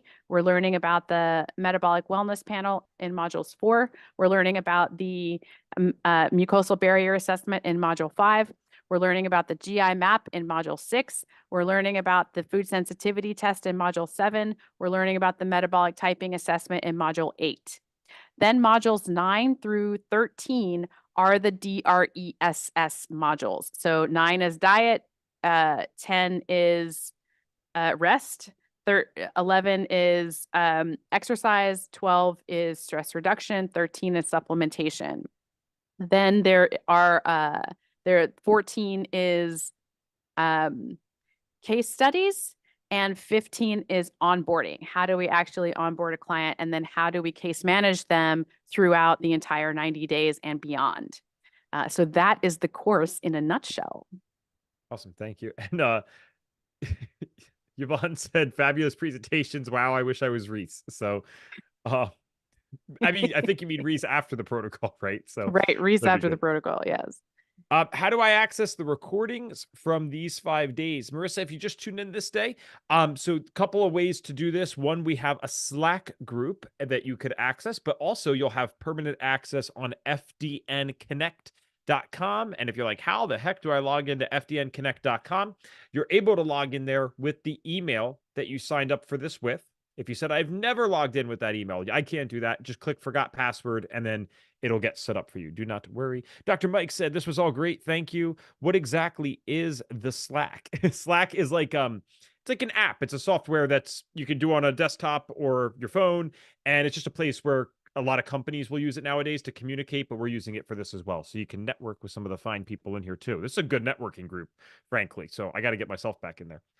Just a bunch of thank yous. Thank you guys for being with us. I guess it's probably appropriate to do this because we're an hour and 42 minutes in. I'm glad 100 of you are still on. Just thank you for an awesome week. This was one of the most engaged 5 and 5 groups we've had so far. And I love the positivity from everyone. I love everyone sharing their expertise too. There was people like helping me answer questions. There's people, someone corrected me on my wheat thing with the GMO stuff. So thank you very much. That's just good. It's a good way to do health stuff. It's a good way to do science, is having all of us communicate back and forth. I'd like to address Eleanor's question when she said, Sure. are you going to repeat the 5 tests after 90 days? This is a great question. Just in my own practice, what I have found is that when clients are feeling better, they don't want to repeat the tests. There's no impetus for them to spend the money to repeat the test just to quantify like how better they're feeling on paper. And then if we are seeing improvement in some areas, but not others, Eleonora, I might recommend that we do different testing to look at other healing opportunities that weren't included within the original 90 days. If we have something like blasto show up or H. pylori that's shown up on the GI map and we really want to address it, then yeah, I might redo that test after an appropriate amount of time to make sure that we really got it and it's not showing up anymore. So we call this the forks in the road at the end of the 90 days. And really, there are a lot of ways that you can go with it. But I very rarely end up rerunning all 5 tests. Cool. All right. Natalie said she signed up for the training. Awesome. We're glad to have you, Natalie. I did see you here all 5 days. That's great. Everyone's just saying thank you. Great presentation. Dr. Kelly said, Evan, Tara, Elizabeth, Julie, and all the FDN team, thank you for this incredible opportunity to be exposed. Thank you for coming in with such a great attitude every single day. You have no idea how much that does for us. Seriously, this is a lot. It really is, especially at the end of every day. So to come in here and actually do it with an amazing group that's happy to see us and engage with us, that's about as good as it gets. Linda said, thank you. What payment plans are available? So Linda, we have a pretty cool payment plans here. They go as far out as 24 months. So it's basically pay in full, 12 months or 24 months. And I don't want to get too confusing here. In theory, if someone wanted to put a down payment down, you can get connected with our finance team. We can arrange that and then make you have lower monthly payments if the 24-month isn't where you want it to be. But the 24-month with the discount goes as low as $383 a month. And remember, the average person graduates in about 8 to 9 months. So you could go out and start doing this once you're graduated. As long as you're up to date on the payments and still making them, you're good to go. Here's a random cool question. Megan said, do you ever / how often do you use a mycotoxin test for your clients? So we believe in those. When would we use those, Elizabeth? Yeah, that's a great question. Who is the person that asked it? This is Megan. Megan. So we don't have mycotox in our initial healing opportunities, which are hormone, immune, digestion, detoxification, energy production, nervous system, and the bonus oxidative stress. And the reason is because if we really break down mycotoxin, that is a failure of immune. That is a failure of detox. And so our hope as FDNs is that if we boost immune function and we boost detox function, we can actually positively influence the mycotoxin problem upstream without having to know that it's there. This is our methodology. It's the same with oxalates. It's the same with heavy metals. All of these things are sort of rabbit holes to the initial 90-day method and can be positively influenced if we're getting immune up, if we're getting detoxification up, if we're getting digestion up. And so when we would turn to a mycotoxin test is after the first 90 days, if we have not seen the improvement that we're looking for, or we have like these just really visible signs through the metabolic chaos scorecard when we redo it and see where things have changed or not changed. And we're going to be seeking deeper healing opportunities. And one of the most common is mycotox. So we do utilize that test, and that's how we do it. Cool. Thank you. Some people were, I didn't even think about this. I'm sorry. Some people were asking, can we talk to someone on the team beforehand? Yeah, you can talk to Tara directly, and she's been here all week with you guys. So she dropped her email below and she'll book a call with you guys. I also dropped another link. Fantastic week. I will sign up today. I need to talk with one of you. Cool. Sweet. Eleanor, welcome. I'm so sorry, guys. There were some Q&As over here that I had to. This is from yesterday, and Elizabeth, you can probably answer this one. I actually don't know the answer offhand. I did not ask my question correctly yesterday. If it's okay to ask today, yes, it absolutely is. I wanted to understand how elastase being low on the stool test points to low pancreatic enzymes. I would assume if it's on the stool test, it would mean what is excreted versus what's circulating in the body. It looked like you were saying something awesome. Sorry, I'm muted. Yep. So everything on a stool test is what's excreted. That's the issue with stool. This is why we don't love it for zonulin, which is why we prefer the finger stick test with the mucosal barrier assessment. It's why we don't necessarily love it for SIG-A. It's a great sort of indication if that's the only SIG-A you got. But it does have to go through this incredible degradation process called the large intestine and the colon before it comes out in a form that we can measure it for any of these things, right? And so elastase, we are relying on the algorithm developed by DSL that says, look, this is the degradation that we can expect. And so if elastase is low, then they've already accounted for that type of degradation. We're relying on that from the lab. And so because elastase is a pancreatic enzyme, then if we're looking at low elastase, we are potentially seeing low pancreatic function. However, we also want to really consider the environment of hydrochloric acid there as well, because it is my understanding that if we don't have really robust hydrochloric acid, then there's no signal to the pancreas to make enzymes. So it's not necessarily pancreatic insufficiency. It could also be hypochlorhydria. And so when I'm seeing an elastase that's under 300, I'm assuming that we're in an environment of hypochlorhydria first and foremost. And that's, of course, something as an FDN that I can influence way more so than,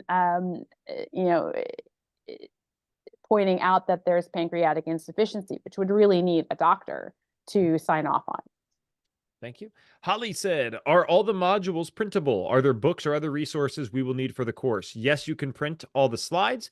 The books are not included in the course, nor do you need a book for the course. But my fiance apparently has become the unofficial book printer because she has now done 100 of these, I think, Elizabeth, just so you know. And we don't profit off them. She just makes it for the people. But it's like $55 with the shipping. And it's all cute and creative. And then Elizabeth is working on like an actual one, which I know will be out one day, but I don't think that's a thing yet, right? We're going to be out one day, yeah, but it is my dream to create an FDN textbook. So if you sign up today, it's probably not going to be there before you graduate. But when you join the FDN course, you get access to our updates in perpetuity. So when we do actually produce that textbook, you will get it. Yeah, and it's a good question because a few people had asked about this, and totally respect them doing due diligence. Like, are there other costs? What's going to happen?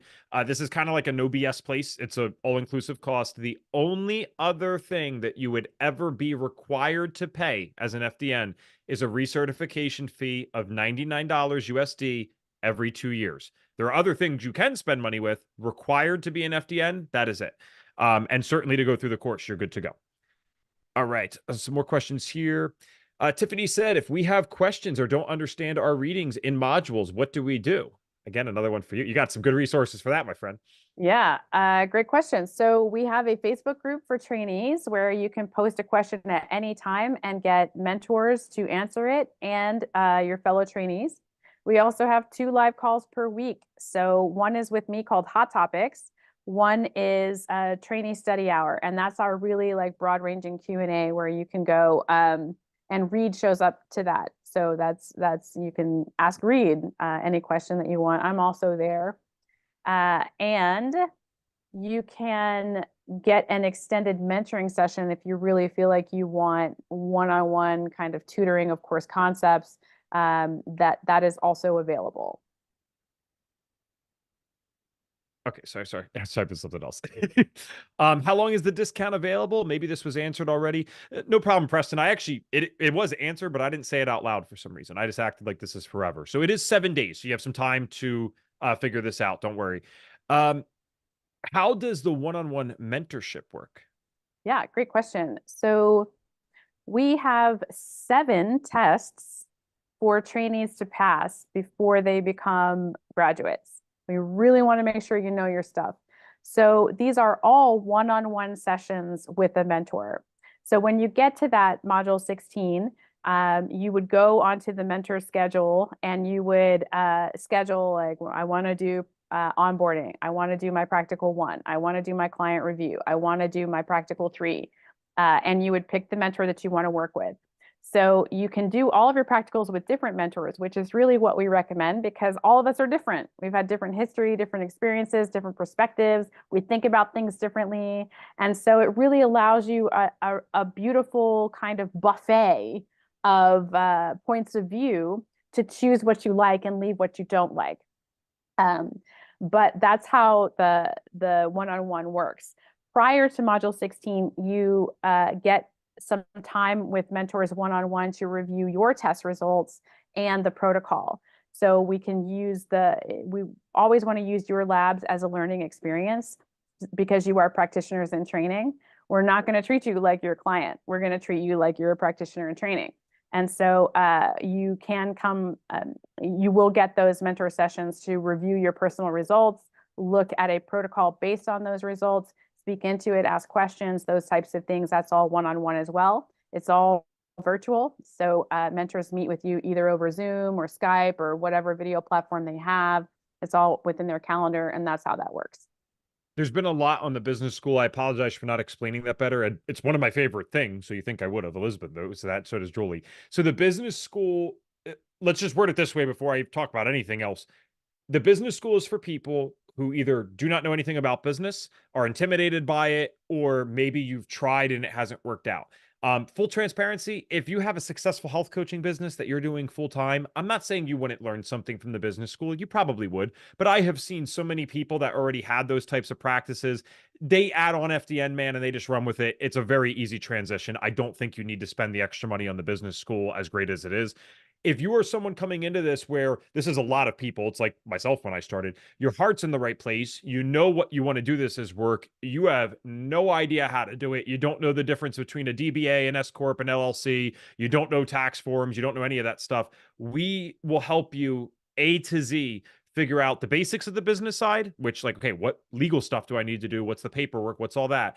To, okay, wow, I'm onboarding clients. I'm actually earning an income with this where people are happy to pay me. So if you feel intimidated by it or haven't done it before, it is a no-brainer add-on. You will literally get your tuition back within the first couple months of going through that stuff if you're actually doing the work in it. It's very actionable. It's like, here's this, now take this action step. Here's this, now do this. So that's who it would be for.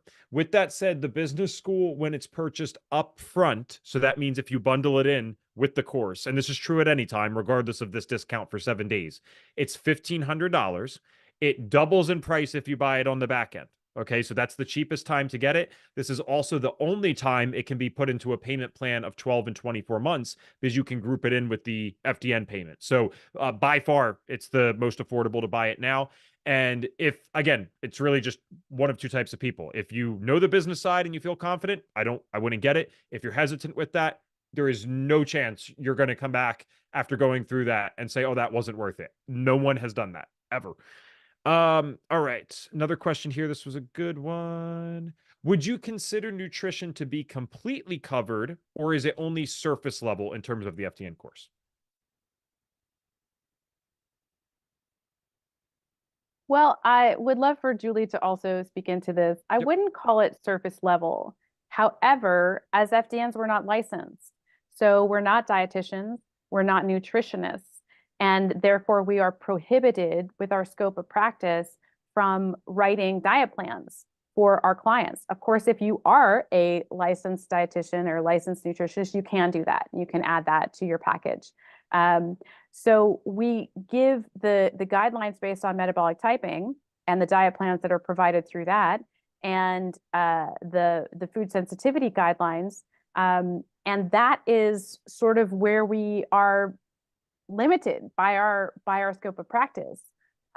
So Julie, I would love to hear what you have to say about this. I think that was well said. You know, this is not like a nutrition course. You know, you're going to get some of the basic information, and like Elizabeth said, you know, we're going to talk a lot about metabolic typing and, you know, how to customize recommendations for individual clients and patients based on the metabolic type results. All of the information that any client would ever need to be successful with an individualized diet is contained within the diet plan of the metabolic type results. So really just, you know, providing that information to the client along with the diet check record sheets is what, you know, really all that they need. Now, as far as the training goes, in addition to what is offered in, you know, the course module on diet, you get one-on-one time with myself and one other metabolic typing advisor who is also an FDN mentor, on your own test results, and we're available to consult with you too on your clients' test results if you run them through the metabolic typing, and we can use that time to train you up in how to, you know, interpret those metabolic type results accurately, so you make some good recommendations and can coach and support your client accordingly. But it's not like real in-depth nutrition per se in the course. There's not any nutrition program per se. Yep. And when I think about our name, functional diagnostic nutrition, I know it can be confusing. So this is how I think about it, is I think of functional diagnostic as one term. We are running a functional diagnostic. So out of 100% function, where has function been lost and by how much? And that's what we use the labs to address. Beautiful, ladies. All right, Eleanor, I've seen you ask this question a couple of times, and I did respond in the chat, and so did Tara, but maybe the chat's too flooded for you, so I'm going to answer verbally. You asked what's included in the bonuses for paying in full. So when you pay in full, you get $797 in credits. It's really a $500 credit and a $297 credit. The $297 credit completely covers one of our lecture packages. Just to keep this super simple for this Q&A, the lecture packages are basically done for you marketing materials that are already proven to work. I've done them myself and they work. Other people have done them themselves and they work. So it's kind of done for you, copy and paste, go out and can market your FDN business. It's not full marketing plan to be clear, but it's a marketing tool. That's what I'm trying to say. And then the $500 credit is towards any of our advanced courses. So some of our advanced courses are only $297. Some of the higher end ones, I think now we have actually for the first time, we have one over $1,000 and then one's $997. The vast majority fall right in that range of $397 to $597. So a $500 credit could easily pay for the majority in full. You can mix it together. You could use it as a partial credit. So that is what the bonuses are for paying in full. All right. Is there education on the other labs offered through the MDP or only the foundational ones? So through the MDP directly, Elizabeth, this is Elizabeth in the chat, sorry. It's not that the MDP's goal or job is to educate you necessarily on a lab that's brand new to you. Do people do that sometimes? Yes. Are we supposed to do it? No. So let's not recommend it. What is done though is in our graduate group, there's over 800 hours in counting. I say in counting because we have multiple trainings in there every week of advanced lab training. So you'll get stuff from HTMA. You can learn about organic acids. You can learn about other things. It's not a curriculum, but you could pick apart a lot of stuff by going through it. And then if you went through some of those videos and then came to a medical director consult with accurate and educated questions, that would be perfectly appropriate to use the medical director program in that way. So the point is, we'll start you with the foundational labs at FDN. And as far as you want to take this is as far as we'll go. So you'll never feel like limited here to only that. There are FDNs that know probably 40, 50 freaking labs. It's crazy. All right. You guys, doesn't anyone have to go get like drunk? It's Friday or something. Gluten-free beer, of course, but like, gosh, 2 hours in, 80 up beyond. I love it. I'm trying to sign up now, but when I choose to go, okay, I see Tara got that. Thank you, Tara. I'm a board certified holistic nutritionist through Ballman College and NANP, so I do make dietary recommendations, create meal plans, share recipes, etc. But I don't currently do anything with testing, so FDN is intriguing to me. Yeah, that's awesome, Amanda. Imagine mixing those both together. What is the time limit of the program? I'm guessing this person means how long do you have to finish? So you do have 12 months to finish. It is set up in such a way that you very easily should be able to finish in 12 months. We don't give you the boot or kick you out if you don't finish in 12 months. It's just an extension. And do you have the updated numbers on those extension fees, Elizabeth, just so we can say it? Yep. So a 6-week extension is $127 and a 3-month extension is $227. And remember, you have access to the trainee group. That's why we're charging you an extension fee, because you have direct access to our course mentors in there and can ask questions. So there's no reason that you need the extension anyway. Thanks all. Great week. Very much appreciate the insight into the program. Yeah, Dana, welcome. Okay. Doing diet meal plans for years, even for bodybuilding, and honestly, people don't follow them. So I love the metabolic typing and suggestions around sensitivities and empowering the clients to do their own work. You know what? It's kind of funny. And if they do follow it to a T, they're like the most stressed person in the world. So it's like, it's a trade-off either way. You either go 80-20 with the diet or 100% with the diet, but you're definitely stressed if you're doing that. Oh, Karen just said as an RDN, I registered diet. What's that last N stand for? Registered, it's definitely dietary something. I truly appreciate your answer. It took me 6 years to become licensed with college and internships. This is why I don't have that licensure, Karen, because I don't even know what the acronym means. Are we allowed to take the MBHWC exam after completing this course? Okay, someone asked this earlier. I like this question. MBHWC is awesome. And it is a great board. We actually have, not to be confusing, we have a separate program that is really not that popular. It's like probably 1 out of 100 people that come to us go through that versus our main FDN course, which we talked about this week. MBHWC is looking to get people certified, board certified, that is, for coaching specifically. They want traditional health coaches. And eventually their plan, just so you know, is to be able to get covered by insurance so that they can send these people in with doctors. There's nothing wrong with that. That's actually a really great thing.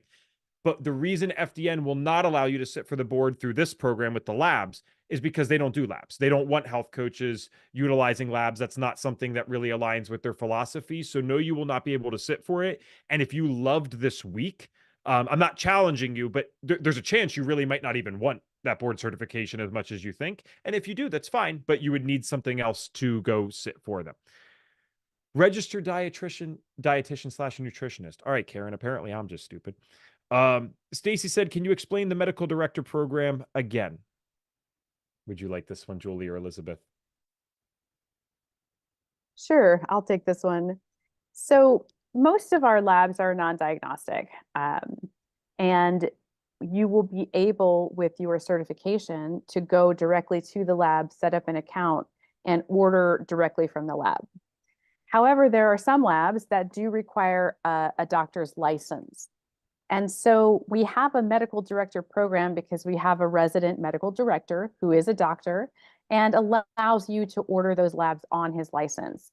So it doesn't mean that, you know, he has to be involved in your dress protocol. It doesn't mean that he needs to be involved in the lab results. The lab results still come to you.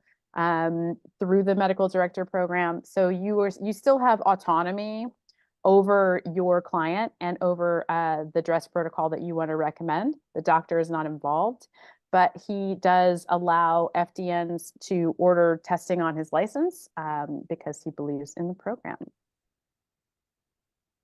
Okay, sorry, I was just answering a question via text. What do we got? What do we got? We're tiring them out now. This is good. Just kidding. All right, thank you, everyone. Hopping off and looking forward to reviewing the replays. Great job, FDN team. Great job, Amanda. Thank you. Debbie said, thanks, everyone. Excellent week. Yeah, so glad that you guys liked this. If you are still on, because there's 70 of you still on, just genuine curiosity, how many people, if they know what they know now, how many of you guys would have gone through this again, right? And I don't mean that we have another one. I'm just saying, like, let's say you could recommend it to a friend. That would be a good thing. I'm just curious how many people would have done something like this again. Let us know in the chat, please. Maria said, thank you. Holly said, I would have done the FDN course over IIN for sure years ago. No comment. I wish I knew about the FDN program before my FDN or IIN days. That's a different person. Definitely, this is amazing and very informative. Yes, I would. Super helpful. Awesome, guys. This is great. Our goal, and I said this on the first day, maybe you were on, and this is something to consider if you're someone that's looking into the FDN course right now. In any business, when they promise you something, there's a lot of cheesy BS marketing tactics out there now. I would be using discernment. So we promised you something this week. We charged you for it. What I would ask myself is, hey, did they make good on that promise? Because they charged me money. So did they do what they said they were going to do? And if this is what they do for $33 or $99, whatever you paid, I wonder what they would do for $8,000. That's how I would be doing business stuff. Just my humble opinion. All right. We're not trying to create an IIN war here, but I will say, I agree. I went through IIN first too. We love you, IIN. We love you for the coaching side, but we want labs. We want labs. All right, everyone said thank you. I think this is about it. Julie, Elizabeth, thank you guys so much. Any final words of wisdom after this wonderful 2 hours on our Friday afternoon? I just want to say thank you, everyone, for attending, for all the great questions, your attention, attentiveness. I'm just really hoping that you all got something positive, helpful out of this. We would love to see you in the FDN course, obviously. And I tell you what, I have been with FDN since its conception in 2008, and I'm still here. It's really amazing. Well, the program that we have, the Stress for Health Success program, the functional labs that we use, metabolic typing, and all of this, and the transformation that can be achieved with each client who is committed to following these recommendations, running these labs, and doing what they need to do. It works. It truly works 100% of the time. As long as we're committed to following these recommendations, we can make improvements in our health. We see it with our clients on a regular basis, and it's just, what a what an amazing thing to be a part of. It's really, for me, it's a big purpose in my life and why I do what I do. I just find so much joy in seeing people get well, truly, and get out of this medical model, and even mentally, the movement, the shift into what does it truly mean to be healthy, and instead of running tests and getting diagnosed and using prescription meds or OTCs to manage our symptoms, there's a better way, and FDN is the answer. It's been the answer. If I didn't believe that, if it didn't work, I wouldn't be here today. I've been with FDN a long time. I tell you what, it's pretty amazing. So Awesome. we hope to see you guys get on board with us. And then fan favorite Elizabeth, as always, what do you got? Well, I came to FDN from a decade of working with domestic minor sex trafficking victims. And I was completely burned out. I had chronic fatigue. I couldn't get out of bed for longer than a few hours. I really thought that I hated my life. And the reason that I bring this up is because sometimes it's really indistinguishable when you think that you hate your life, or is there real physical deficit? It's really sometimes hard to know the difference. And I am extremely passionate that all of you have health businesses that work for you and do not cost you your own health. I am really passionate that all of you are bright lights in the world, and that the way that you speak and the way that you go about helping clients, the way that you go about engaging with the world is unique. And as soon as you burn out and quiet your light, the world loses something pretty vital.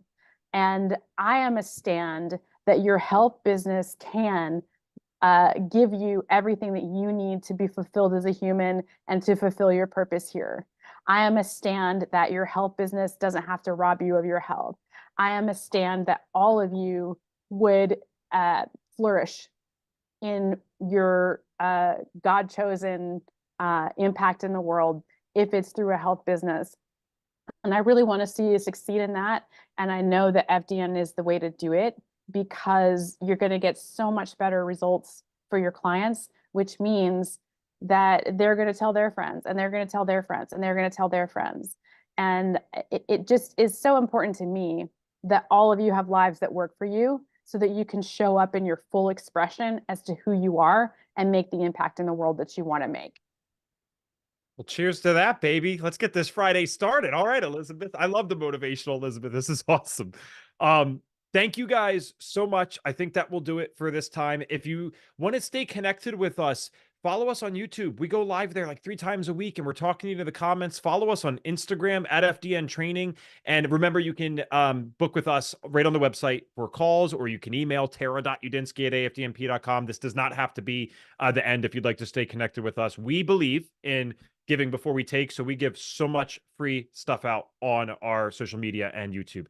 Thank you guys so much. Have a great weekend. All right, guys, thank you so much for hanging out with us this weekend. This session is over. If you have any questions, or let me start with this. If you need the calendar for Summer Open House and want to know when the rest of our events are, you just go to fdntraining.com/SOH calendar. And then if you would like to reach out to us, I'll give you a second so that you can get this link down. Okay, if you would like to reach out to us, you can do so at this email below, fdninfo@afdnp.com. This is not my best work today. That's fdninfo@afdnp.com, and I'm looking forward to seeing you guys again on